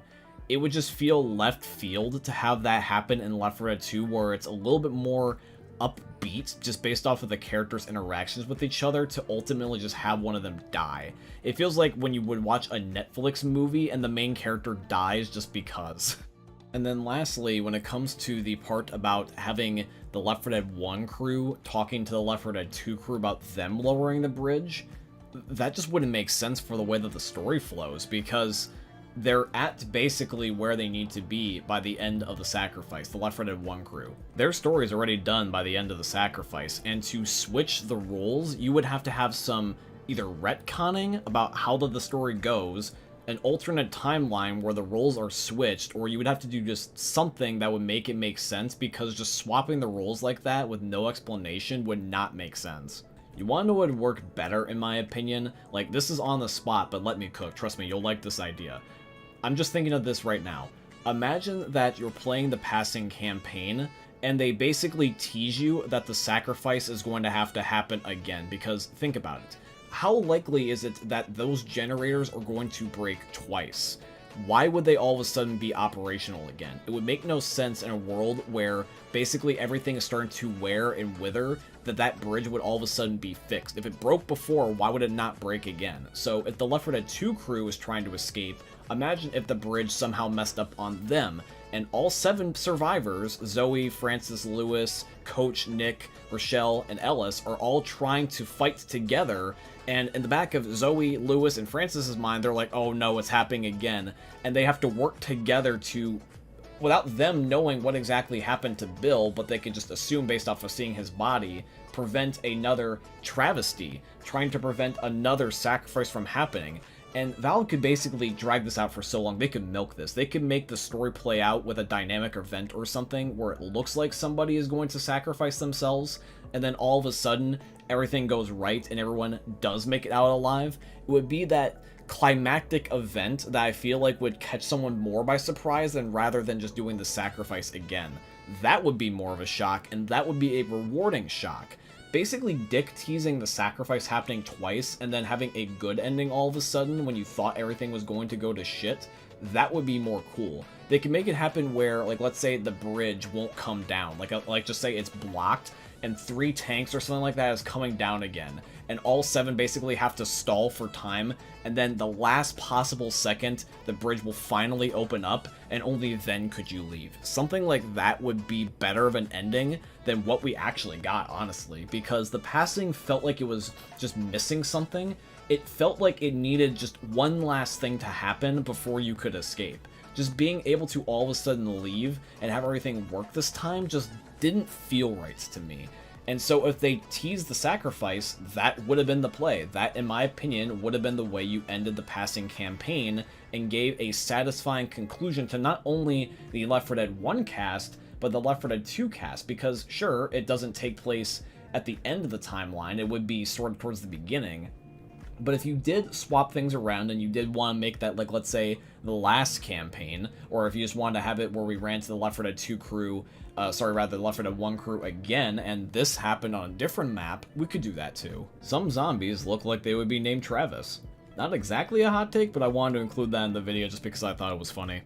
The charger should also insta-kill in some cases. The back of the survivor's head is hitting a hard surface, so that should theoretically kill a survivor. I get what you're saying, but I don't think this is all too necessary, just given the fact that the charger already has the opportunity to insta-kill, because he can ram you off of a ledge and then just make you fall to your death. Being able to make it where he could just one-shot you by just slamming you in the back of your head by coming up behind you would be a little too much for me, because then at that point he's becoming like a third boss zombie like the tank or the witch. The Left 4 Dead 1 cast need more lines. I wanted to see more of their relationship in general and having conversations that make everyone talk. Lewis, for example, has almost no lines with Bill and Zoe, and he could ask about Bill's stories in the war and about movies with Zoe, and I hope that they change the hunting rifles animations if there's another update. I agree with this. I would say that the Left 4 Dead 1 crew is a little weak when it comes to their voice line interactions with each other, and just some of their types of voice lines in general. I would really like to see what you're talking about here, having Lewis having more interactions with Bill and Zoe, because I didn't really think about how they mostly talks to Francis, or just out loud to himself. I think it'd be very cool if they also in general just talked more about their hobbies, because they're super uberly serious. It would be nice if Bill could talk about his stories with the war in general, not necessarily with just Lewis. Maybe we could have even gotten some funny Francis stories, kind of like how Ellis has his stories, where Francis could talk about what he did back when he was a criminal and breaking the law, and stuff that he did with his biker gang. I think that could be a very interesting set of voice lines. The pistols in Left 4 Dead should have gotten more love from Valve, and I absolutely agree with you on this. Personally, for me, I would say that I'm more of a pistol guy than I am a melee weapon guy, because in my opinion, it's kind of a bummer how we only have the 2 starting pistols and then the Magnum. Wouldn't it be nice if we had at least 1 or 2 other types of pistols, because there's so many melee weapons that are in the game. Hell, there's so many different types of weapons for all the weapon classes in general, except for the pistols. They just seem kind of inherently small. It'd be nice if it was even something simple, like bringing the M1911 back, or maybe like 1 new gun, like a revolver pistol. That'd be kind of neat. I personally enjoy the Op and the Scout. Well, I'm glad that at least somebody out there finds enjoyment in those guns, because I personally don't. I would much rather use the guns that have temporary ammo, like the grenade launcher, the M60, or even the chainsaw, because those weapons are more fun to me. I just don't like those snipers. The main reason why I don't use them is because they just shoot so ungodly slow. And I get that makes sense, sort of, for the Op at least, because it's supposed to be, like, really strong. But because it's so slow, it's hard to get any bullets downstream quick enough before a special infected jumps you, because this game is so fast-paced that those weapons cannot keep up. If they're not going to buff the DPS, they need to buff the damage so that way they can basically, like, one-shot all the time, because otherwise I honestly don't care. Versus should be an expert difficulty. Yeah, no, I think I'm good, man. There already is something kind of similar with realism versus, but that mode is like dead nowadays because nobody wants to play it. I think that that's way too niche. I feel like even if you got your wish, it would end up being one of those niche modes that has nobody in the lobby, kind of like versus survival, which is personally one of my favorite and underrated modes in my opinion, and yet I can never find a lobby nowadays. See, a funny thing I've noticed with this series is that most of my hot takes that I get submitted are versus related, and it's usually from two distinct types of people. The tryhards that will live and die, that you have to basically be a top 500 player, otherwise like they don't want anything to do with you.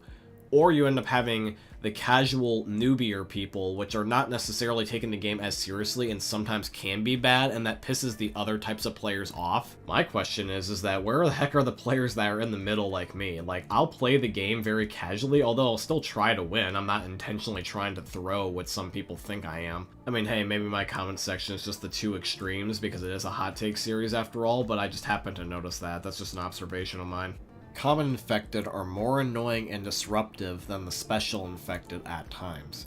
I am not referring to hordes, I am talking about one or two common infected that get in the way and stop you completely. Today I was playing a versus match on the No Mercy finale, and I was climbing up the ladder just so I could check the special infected by peeking up. I wasn't intending to climb the ladder just yet, but all of a sudden, a frickin' common climbed the ladder and pushed me up the roof, resulting in me getting death charged, all because of one common. What's worse is your team will think that you're just an idiot here, when you in reality have a common screwing you over. Same goes for when you're running from the tank and one common has to stop you or get you incapacitated by a spitter just because a common couldn't get out of the way. This doesn't just apply to the survivors, but when you play as a infected, commons can be disruptive. An example is when you are a jockey or a smoker trying to pull a survivor away and the common just gets in the way. I agree, man. I have had literally stupid moments where a common infected will be the result of my death in comparison to all these special infected that are being thrown at me. Because I could literally have it where I survived a tank and a witch and every one of the special infected in a row, and then I could just get trapped by two common infected where one goes behind me and then the other goes in front of me, and I have no choice but to ignore the one, and then they could kill me because I'm like on 1 HP or something like that. It's very annoying how they'll surround you and they won't just charge you head on. I have always wanted it to be where my enemies, regardless if it's AR or not, to treat it like a cowboy duel where it's basically like who has the best reaction time. And if they're doing stupid flanking shit, it's very annoying because then I can end up dying by something that I feel like was almost asinine or basically like a dick move. This is especially bad on Xbox because that bumper button will not save you from commons that surround you. You can turn around with that as much as you want, but it's much easier to kill a horde that's surrounding you on PC because it is impossible to kill them on Xbox when you have that like stupid stick controller sensitivity. But Gluptastic is the best thing since sliced bread. And I'm just gonna flat out just say, no, it's not, man. I'm sorry, I can't agree with you. I hate the Gluptastic map that I ended up playing. The map just seems it's just pure brain rot. So for those that don't know what I'm referring to, let me explain. There is a series of maps that you can download off of the Steam Workshop for Left 4 Dead, and this series of maps is called Gluptastic. These maps are not meant to be taken seriously at all.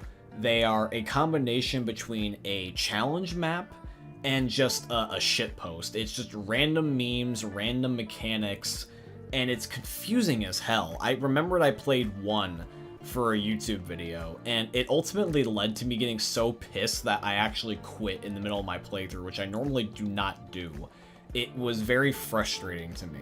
I got more mad rather than seeing the sense of humor into it. The humor wears off very quickly. It doesn't last, and I don't like these maps. And I only played the one, and it's made me hesitant to play another. I have considered it, and I've actually even offered in a recent video to either play another Gluptastic map or some other map. And there was some people that want me to play it again, so I might just have to just bite the bullet and play it because you guys obviously want to see it, and I love you guys, so every now and again I don't mind putting myself up for another challenge. So let me know which Gluptastic map that you would want me to play, because I don't want to end up playing the one that's the most infuriating. At least give me some baby steps. Like, give me an easier one. My Left 4 Dead hot take is that there should be a Left 4 Dead Remastered instead of a Left 4 Dead 3, because I personally don't believe that Valve could pull off a third game. This is definitely an interesting take, because I don't know how many people have said that they want Left 4 Dead 1 specifically to be remastered, because most people have moved on to just the second game. All the Left 4 Dead 1 content is in this game, so there really is no point to go back to the old game unless you want to have it for specific elements that you can only get in that game. The nostalgia would give you from like the view models, the fonts, the certain characters, the atmosphere, that type of stuff. Left 4 Dead 1, if it were to be remastered, I don't think would do well from a fundamental standpoint, because the second game has more to offer. It's got both Left 4 Dead 1 and 2 in it, and it's got mod abilities. So really, there's no way to run out of content with Left 4 Dead 2. You'd be better off remastering the second game. Either that, or you would have to pull off some sort of like cool change to Left 4 Dead where it still honors the original game, but gives it a new flavor, something that you can hold on to and like play, because if there's no new content or no new aspect of the game, people will just be like, well, Left 4 Dead 2 is just better, so why wouldn't I play that game? It's very hard to remaster something that has less, unless you just want to go from a purity standpoint and just don't care about having more. I know some people look at a game sometimes and they're like, all I just want is better graphics. And then there's some other people that are like, well, I want better graphics, but I also want like some new gameplay changes. And then there's also some other people being like, I just want you to revamp the whole game and just keep the same atmosphere or concept. And that's tricky, because this is the difference between remasters, remakes, and then like re-innovations of an entire game. So you use the word remaster of Left 4 Dead, which means I'm thinking you're only just referring to the graphics, but I don't think that that's enough. For Left 4 Dead 1 in today's day and age, especially because it's going up against different games than the first game did back then, you would have to compete with modern standards, modern practices, and I just don't think it would work. I feel like the only way that you could remaster one of the Left 4 Dead games, if you didn't want to make Left 4 Dead 3, is to do it specifically with 2. Because unless you do something different and add some extra content to Left 4 Dead 1, people will just go to the other game. Expert is the best difficulty. I would say that Advanced is the best difficulty, because Advanced is the perfect balance between fun and challenge. The first two modes, easy and normal, they're super casual. In fact, sometimes they're too easy.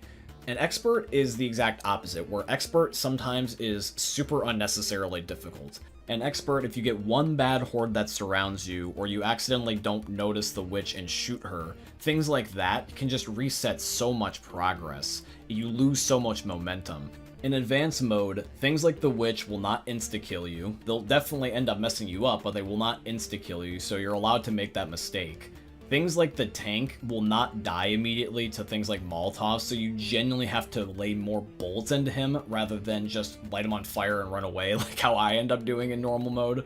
I think that Advanced mode requires you to be above average, and above average is a difficulty I would regularly like to subject myself to, because one I'm bored and the other one I'm stressed. That's why I believe that Advanced is the best game mode. I think a mercy system similar to Destiny would be a nice quality of life addition. Most games in Versus are never close games. It's usually one team with 2,000 score led against a team with only like 500 score. Having a system that will just end the game once it becomes impossible for one team to win would just save a lot of time, since most people will just quit once they realize it's mathematically impossible to win. At best, this is a double-edged sword, and at worst, I feel like this is going to make Versus only more infuriating for you, my friend, and here is why. If you get your wish and you add in a mercy rule in PvP, specifically Versus, if you add that in, it basically makes it where a comeback is literally impossible. And it also means so many games are going to prematurely end. And some people will not necessarily care if they win and just want to play the game, but they can't if the game is ending on them. There's going to be so many games that are just getting good and will halt because the game thinks that you can't make the comeback. How demotivating and demoralizing would that be, where the game's like, yeah, sorry, you're not good enough to even bother warranting a comeback, so don't even put the effort in. That would just suck, because If you truly believe that you can make a comeback, you're denied the option of trying to make one. In my opinion, and I'm normally not a person that like ends up encouraging this type of behavior, it's better to just rage quit, because at least then you're giving mercy to yourself and not subjecting yourself to the thing that is upsetting you, but the other players, your teammates, get the privilege to still keep playing, and you're not denying them of that. In my opinion, ultimately what this ends up creating is a lose-lose situation, because if you have it like, let's say, where there's a perfect neck-and-neck game, so that way there is no mercy system being activated, it basically makes every game competitive as hell, and then it's sweaty, and it's basically the equivalent of skill-based matchmaking being in this game, and modern games are plagued with that, and I know that you guys would not want that in Left 4 Dead. Or two, what's going to end up happening is that you're going to have games prematurely end, and for the losing players, they're going to feel discouraged from ever putting effort in again, because they're like, why bother? Because a comeback that would be possible in the current state of Left 4 Dead is denied from you. And then the good players, they get that taken away from them, because nobody wants to end up putting effort into a cause to have no payoff. Why would you bother playing a game mode? The game's just going to auto-end. That sucks for both teams involved. It's better for me to leave and to somebody to replace my spot than to make my teammates have to quit with me.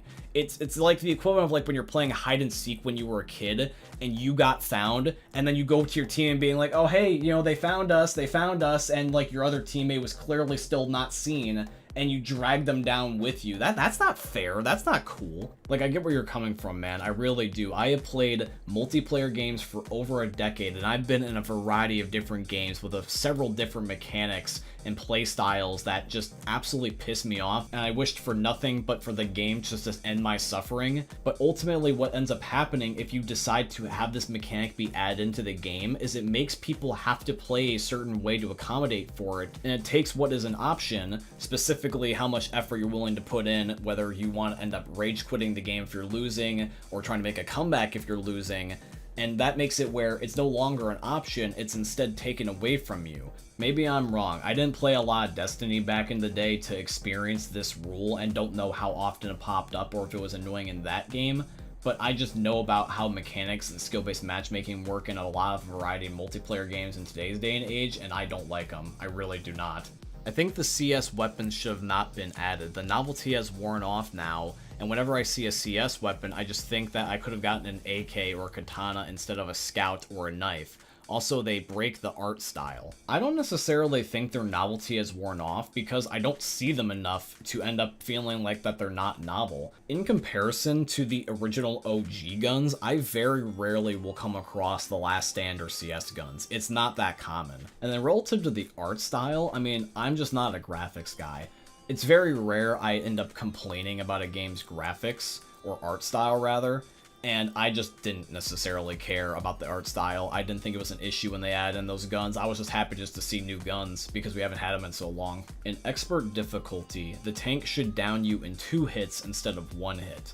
I don't think so, man. I think that the tank is fine where he is. He's basically making up for the witch because the witch would always incapacitate a player in 1 hit in all the prior modes before expert, and the tank now gets that role in expert because the witch basically is just the insta-kill machine and will auto-kill you immediately if she touches you. So I feel like the game is balanced.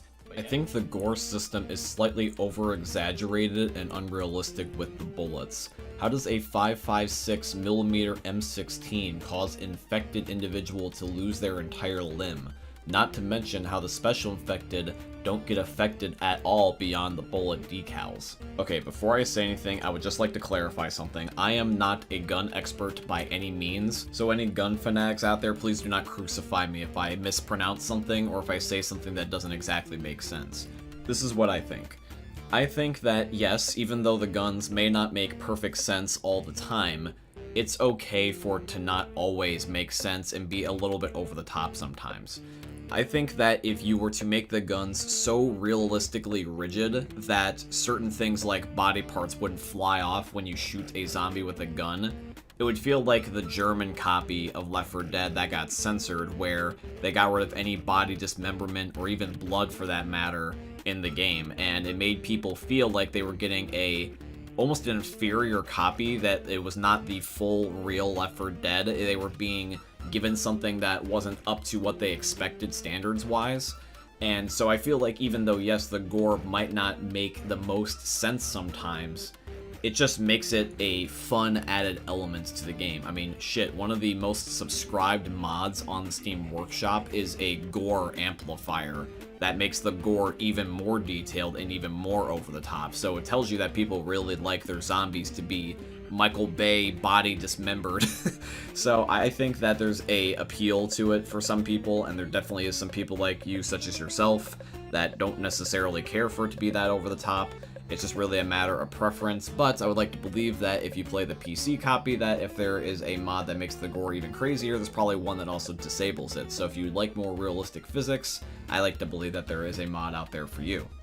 As good as Left 4 Dead 2 is, it missed the point. The original campaigns were creepy and unnerving, and many times I found myself mourning the world the infected destroyed, especially in the Blood Harvest farmhouse and the Dead Air airport.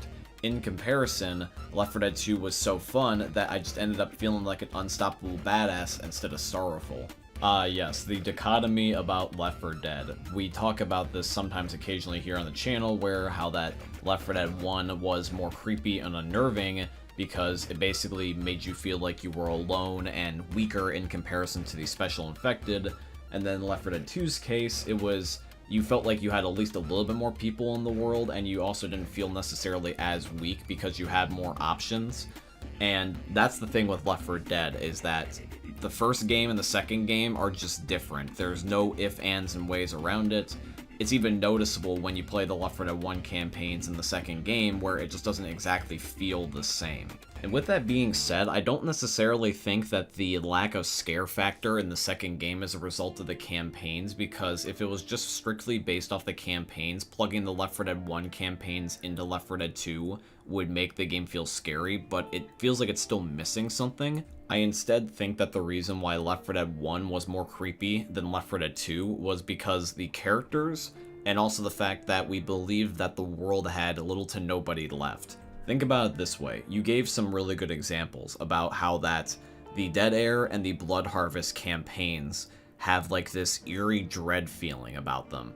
And I like to believe that's because you think about how that these places used to be very much populated with people, and now it's a ghost town, it's dead, it's just eerie, because you see these things where people should be in high numbers and there's nobody. Think about it this way, if you also ended up plugging, like, let's say the Left 4 Dead 2 characters into these Left 4 Dead 1 maps, their voice lines would just make the map not as serious and therefore take you out of the immersion. I feel like the Left 4 Dead 1 maps wouldn't be as scary if Coach was talking about cheeseburgers and Ellis was reminiscing about Keith the entire time. You know what I mean? So I feel like it's a mixture of the characters and also the characters' beliefs. So I feel like if you really wanted to make the Left 4 Dead maps more scary, you need to either A, make it where occasionally on some maps the personalities of the Left 4 Dead 2 crew had changed and became more serious, like how they do on the Parish when they realize that, hey, the military is killing people, maybe they could have had more serious voice lines and therefore that map would be more creepy. Or you could just have it where there was also another cast of characters like the Left 4 Dead 1 crew, and they rotated them in with some of the other maps. So you could have the Left 4 Dead 1 characters, the Left 4 Dead 2 characters, and a third crew be somewhere in between the two. Some custom maps are good, but don't line up to Valve's style, if that makes sense. No, yeah, that makes sense. I can totally see what you mean. I'm assuming you're referring to Coldstream and The Last Stand, given the fact that those maps were originally modded maps and were not exactly made by Valve. They just got their blessing from Valve. And Coldstream and The Last Stand definitely do feel slightly different than the other existing Left 4 Dead maps. Heck, they even feel slightly different to each other. And I feel like that's fine. It makes Left 4 Dead feel like it has a fresh coat of paint, honestly, because if it was just more of the same after, like, you know, several years of not receiving an update, I feel like that would make it feel a little boring, honestly. Think about it. If Left 4 Dead got an update, sure, it'd be nice to reminisce and have nostalgia, but if it was too much of the same, people would find it boring, and if it's too new, then people would find it too shocking. You gotta find that sweet spot. I just look at it from the perspective of like, hey, I mean, I know it's not a Valve map technically, but I'm just grateful that we're still getting content for this game after all this time. Sniper rifles are not the best to use. If it's the bolt actions that you're referring to, yeah, I totally understand. I hate the bolt action snipers. They're one of the only few guns in Left 4 Dead that I basically refuse to use. But the hunting rifle and the military sniper, I feel like that definitely is a hot take because those are really popular guns. I love that the way that they function is basically like a shotgun with a sniper scope, because since you pretty much hip fire in Left 4 Dead a majority of the time, I would like to believe that the military sniper is a all-purpose gun, as an example, where I can be able to hip fire and also be able to zoom in and snipe things at distance, basically making myself able to end up handling any engagement from any range. I really can't think of an example of where I didn't like having a military sniper or a hunting rifle, because they're pretty much a universally beloved gun and useful in all circumstances. Gas cans should be able to refill chainsaws, and I do agree with this, and here is why. Because a majority of the time, I just skip the chainsaw. It's a very, very good gun, but a lot like the M60, since it's going to run out of fuel very, very fast, and you can't refill it, it's a temporary weapon, and you will eventually go back to a singular pistol, and I don't want to have a good gun for only a few seconds. I rather would have a jack-of-all-trades gun that I can use consistently throughout the entire campaign. If the chainsaw was able to last longer by refilling it up with gas, that would make it a more valuable gun in my opinion. And I know that nobody's really going to necessarily care for this example, but maybe there is somebody who knows. They did this sort of in Back 4 Blood with one of their guns, where they had a flamethrower that you could get, and it also refilled with gas cans. And that gun was one of the best in the entire game, and if you found a gas can, you could just keep it going indefinitely, and that was a really fun and useful gun to use in that game. So I would like to imagine, with some balancing over time, this could also therefore work for the chainsaw. Here's my hot take. As much as I like the Left 4 Dead comic, there are some flaws and plot holes that really bother me. First of all, the comic never explains where the virus came from in the first place. Is it from animals like cows or birds? Biological weapon? All things we know is that it's an airborne green flu.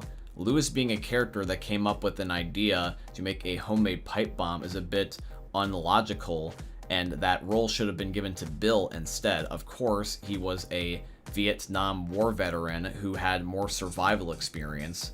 If Church Guy takes as long as he does to get infected after being bitten, then why does Zoe's mom get infected in just seconds? Is it because she was bitten on the face, so the infection time is faster? I also hate how that the comics made Zoe as the most tragic character in the group instead of Bill or Francis. Losing her parents and shooting her father and finding out that her father was immune, attempting to save other people but failing, and having an argument with Bill, leaving the doctor behind, feels out of place since her personality is the most positive and charming in-game. Clearly different compared to the in-comic depiction. She doesn't even have any badass moments in her backstory, unlike the other characters. A better one should be where Zoe was at university watching her friends slowly getting infected, and she bashed them with melee weapons or something. I know it's unrealistic and less shocking, but it would be more awesome and original rather than having a classic cliche average zombie movie / game where every girl protagonist always has a sad backstory of losing their parents tragically. The comic did her dirty, to be honest. The comic also contradicted with the passing campaign, since Francis, Lewis, and Zoe know the military is corrupted. Then why not ever explain that or elaborate more to the Left 4 Dead 2 survivors and instead just let them go to New Orleans with the military? Because of that, the Left 4 Dead 2 survivors will end up being treated so badly by the military and get executed. However, this is just my opinion. Tell me if there are some mistakes, etc. Love your content as always. Thank you, man. Definitely appreciate that. I mean, honestly, dude, you're just 100% right with this comment. I mean, I wasn't looking for plot holes, but now that you point them out to me, yeah, there's quite a few plot holes in the comic for Left 4 Dead. I especially like the fact that you pointed out the contradiction to the passing campaign, because that was one thing I always did notice, and it did slightly bother me. The only possible thing that comes to my mind to prevent this from being written into a corner is that the way that the ending was, where that Zoe basically became the replacement for Bill when he died, and basically leaned into what he said about we need to keep track of our own, and the Left 4 Dead survivors maybe got hard and just tried to only look after themselves. That's the only real thing I can think of, but I feel like they haven't lost their humanity to that degree. They still get along really, really good with the Left 4 Dead 2 crew. It's not like that they shoot them where they stand or don't even remotely try to help them. I mean, hell, there's that relationship back and forth between both Francis and Rochelle and Zoe and Ellis. And then Lewis is just a really nice sweetheart of a guy. So I can't really envision them being that cold-hearted and not even giving them a slight inkling or hint or something. There's a voice line that kind of pisses me off a bit where the Left 4 Dead 2 characters are talking about meeting up with the military in New Orleans, and they're like, yeah, nah, we've had enough of the military. And then they don't elaborate any further. It's like they don't elaborate on the interrogations, the fact that their life felt threatened, the fact that they wanted to do tests on them. They don't hint at that like whatsoever at any point. Maybe what they could do one day is that they can make another comic and have it be from the perspective of the Left 4 Dead 2 crew, or maybe figure out some way to like make the Left 4 Dead 1 crew and Left 4 Dead 2 crew like meet up again and then talk about like their experiences with the military. Who knows? But yeah, man, good observation. I really never noticed this until you pointed it out to me. Too many people take the weapon tier list way too seriously. Aside from a few objectively bad weapons that don't fit the core design of the game, like the bolt-action snipers, you can pretty much use whatever you want and still do perfectly fine. I agree with this, and the fact that this is considered a hot take is actually really crazy.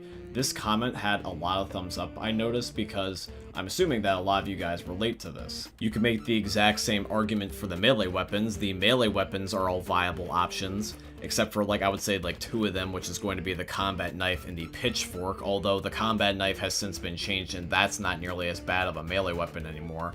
But a majority of them are good. The differences between the weapons are honestly not that big of a deal. They're so minuscule and mostly just personalized to people's playstyles that it's really not necessarily that big of a deal when someone has a different opinion, and some people freak the heck out about it. That being said, please be nice to each other in the comments. I would really hope that there's no civil war in this video today. The M60 is almost useless. It has limited ammunition and runs out very quickly. It can't kill a tank with 120 shots as far as I know, and it doesn't live up to its rarity. Same for the grenade launcher. Epic hot take, Francis is the funniest. So I'm going to focus on the first part more for this comment, but when it comes to the M60 and the grenade launcher, I wouldn't say they're useless, but I will definitely say they're very unpopular weapons. I can't remember the last time in a public lobby I saw someone use either of these two guns, because its Achilles heel is the fact that you can't refill its ammo.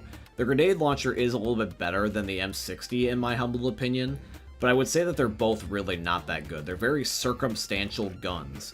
You have to be in an ideal situation for those weapons to be justifiable.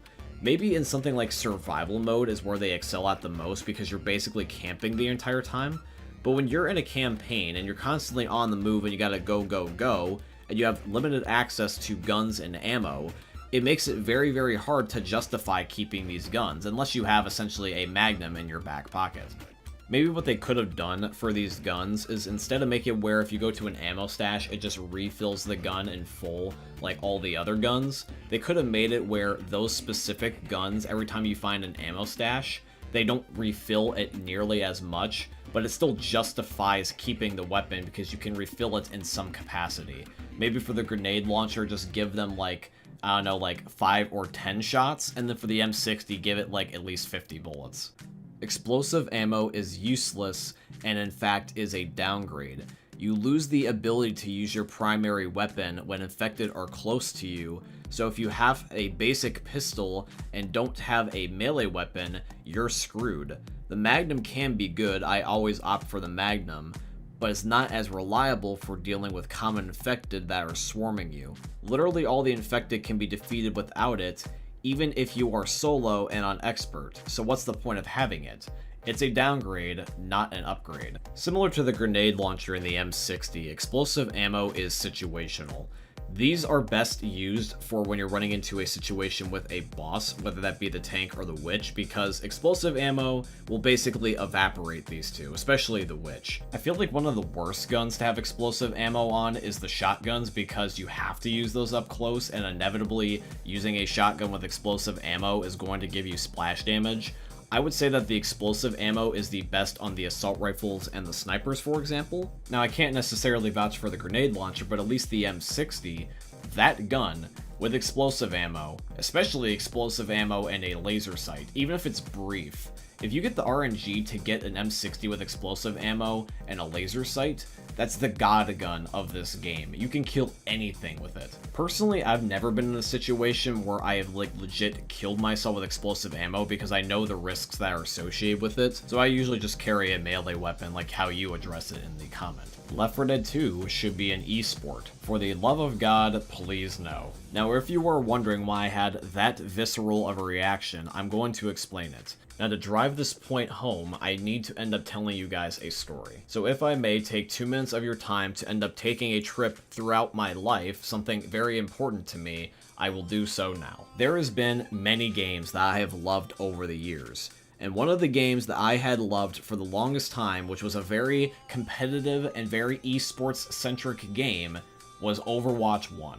I had loved Overwatch 1 so much that for the entire 6 years that I had played that game at least 3 separate times, I had got top 500, which for the competitive mode of Overwatch, this essentially means that you're the best of the best. This is still one of my favorite accomplishments I have ever gotten, but it's a double-edged sword, and a part of me regrets this. And the reason why I partially regret this is because of what I had to sacrifice to get this rank.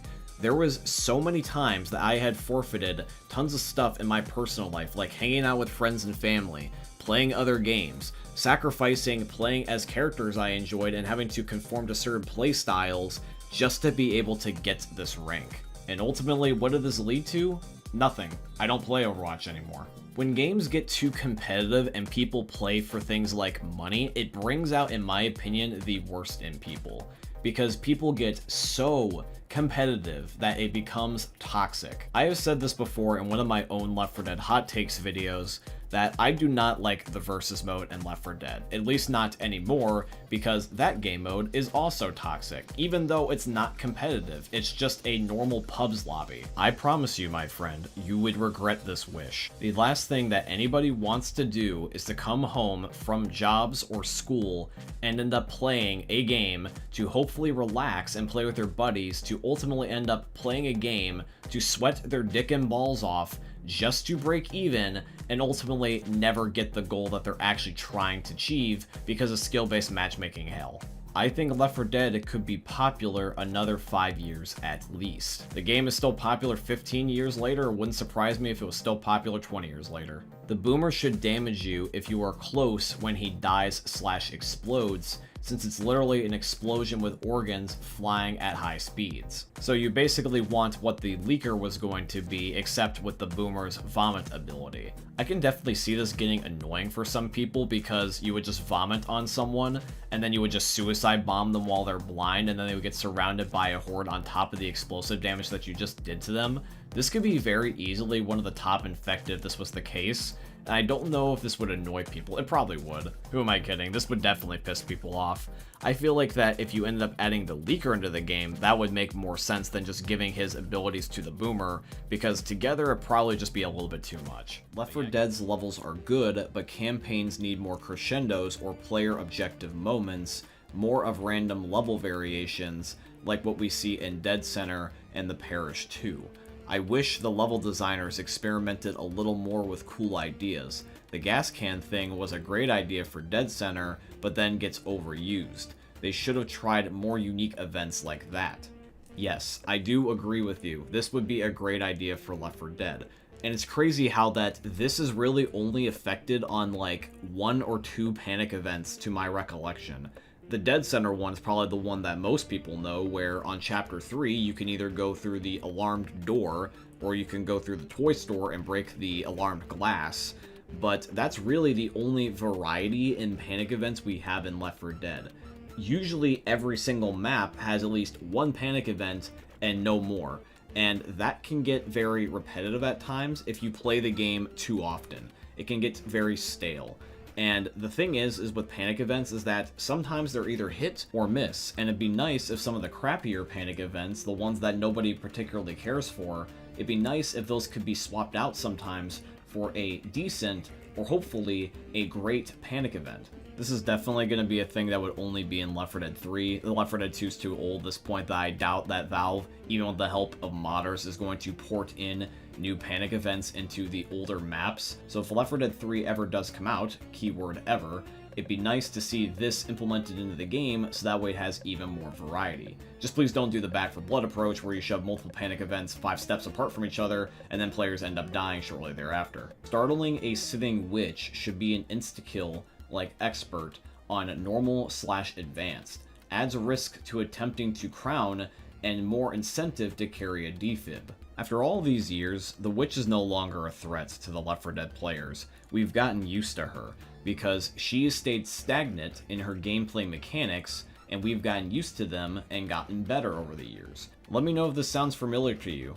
Oh no, there's a witch, I should avoid her. Avoids her because it's completely easy. Oh no, there's a witch, I can't do anything to go around her, so I have to shoot her. Proceeds to end up killing her immediately with a shotgun. Oh no, there's a witch and I can't go around her, and she also downed me. Whatever shall I do? Oh wait, the bot just killed her 3 seconds later and picked me back up like nothing happened. Teehee.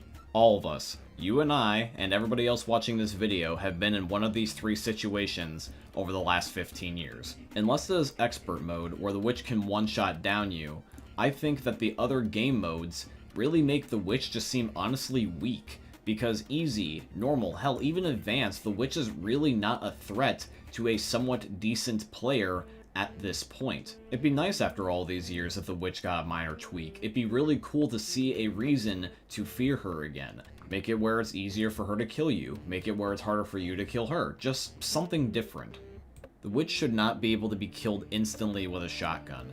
It just makes her not as scary. I think the witch should have a bit more health so she's an actual threat like the tank.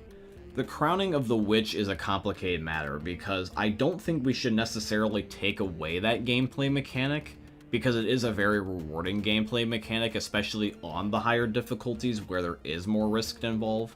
If you crown the witch on Expert, you kind of earned that, because the trade-off is that she would just bitch slap you right then and there and completely kill you.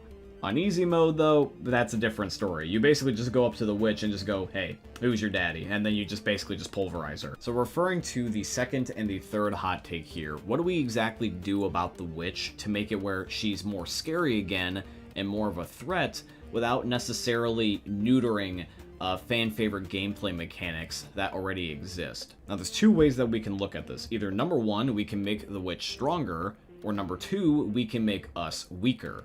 And every single time in gaming history, whenever I have seen the developers make the player weaker, people get pissed. Always. So, I feel like it's only better for not only the sake of the community, but also for probably the long-term health of this special infected, so that way people don't resent the witch and hate her, kind of like how that a lot of people hate the gameplay mechanics of the jockey.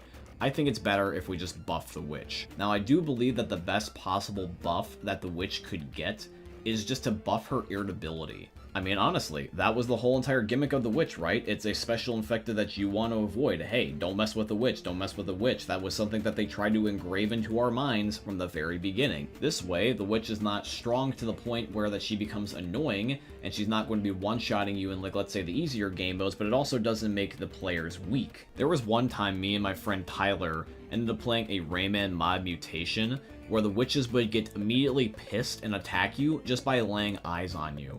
And that was something that made the witch quite fun to go up against. And we did even on hard rain. So when you play Chapter 2 in the Sugar Mill, Jesus Christ, man, you get 4 or 5 witches chasing you simultaneously. It's an adrenaline rush. So I feel like if we're going to change the witch, that's probably what we should do.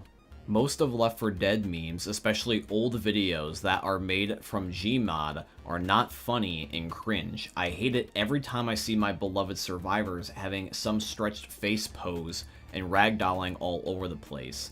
That's a pure brain rot right there.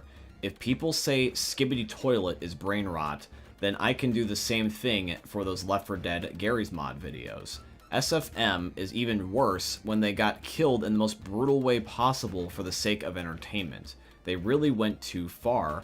I don't mind when it comes to TF2 mercs because there's some cartoony characters, but it's different for Left 4 Dead survivors. It's just like watching the Final Destination movie at this point. Depending on what type of SFM video it is, you do kind of have a point about how that is kind of like brain rot, because I promise you there has been some that have been quite fucking stupid. But not all of them are bad though. There is some series like White Lie, which are pretty solid, and they're like their own mini-series where the characters get into situations that they've never been in before, and this is only possible due to things such as SFM, Blender, and Gary's Mod. I think mostly where your opinion stems from is just the type of videos that you see. Like, for example, the part where you talk about how the survivors got brutally killed. I don't necessarily know for a certainty which video you watch, but I think I know which one you did. And I understand if you don't want to see the survivors getting killed in brutal ways, but just don't watch the video. I know that sounds very simplistic of an answer to say, but it's very true. Don't watch something that irritates you. It's easier said than done when your algorithm may or may not be recommending you stuff just basically just for this purpose of rage bait, but YouTube is usually better about not doing that compared to, like, let's say something like Instagram or Twitter. So I would just encourage you to watch it only if it makes you happy. Like how you said that you don't mind if it's the TF2 characters. If you like it with the TF2 characters and not the Left 4 Dead characters, lean into that. And if you just don't like the brain rot versions, then just don't watch the brain rot versions. That's probably the best answer I could possibly give you related to this. But yeah, guys, that has been it here for me reading and reacting to your guys' Left 4 Dead 2 hot takes. And I do truly hope you guys ended up enjoying it. If you did, please consider dropping a like, comment, subscribe, follow, and all that beautiful stuff. And if you guys have a hot take of your very own that you would like to have be featured next time, please leave it here in the comments down below, or also alternatively, you can leave it within my Discord server, which is going to be linked down below in this video's description. Before I do my normal outro, by the way, guys, speaking of SFM, Blender, and Gary's Mod, I am, for 10,000 subscribers, going to be making my own version of a Left 4 Dead SFM Blender Gary's Mod brain rot video, because me and my friend Dan, aka Dr. Zed, have had this in the works for a couple of months now. The animation will be in comic form, but I still think you guys will enjoy it nonetheless, because if you guys do enjoy seeing weird and funny things like this, then I think that you will end up enjoying the brain rot that we have come up with. If you guys are looking forward to the 10,000 subscriber special, make sure you check out the channel on February the 21st at 2 p.m. Eastern Standard Time, because that's when the video will be set to premiere and go live. Alrighty guys, now it's time for the normal outro. But yeah guys, if you end up enjoying today's video, please consider dropping a like, comment, subscribe, follow, and all that beautiful stuff. And if you guys have a hot take of your own, once again, just please leave it here in the comments down below. As we wrap up the video, guys, just want to mention two quick things. Number one, I have a second YouTube channel now. It is called Black Ninja 797 Extras. And on this channel, I'll be uploading and posting additional content that you would normally not see here on my main channel, such as gameplay walkthroughs, funny moments with my friends, and Challenge Accepted, which was a series I used to do here on my main channel where I play games that you guys requested me to play. If you guys want to check out the second channel, there is a link down below in this video's description. I also want to say thank you and shout out to Epic Games for being my first ever sponsor. I have a supporter creator code with them, and the code is just my name, Black Ninja 797 in all caps. And if you guys want to, you can use it in the Fortnite and Epic Games item shops. Anybody that uses my code or has used it before in the past, I tremendously appreciate you. And yeah guys, I hope you end up enjoying seeing another YouTube video from the most sneaky YouTubers are ever going to see. Thanks for watching guys, I love all of you, and peace out. Hey meme lords, Jesus here, and you better have enjoyed that video there by the eternal god Daddy Ninja. You should probably subscribe too, or the mighty Moab will come for your balls. If you enjoyed the video, you might like it too, and give me the memes. Flash, bang, boom!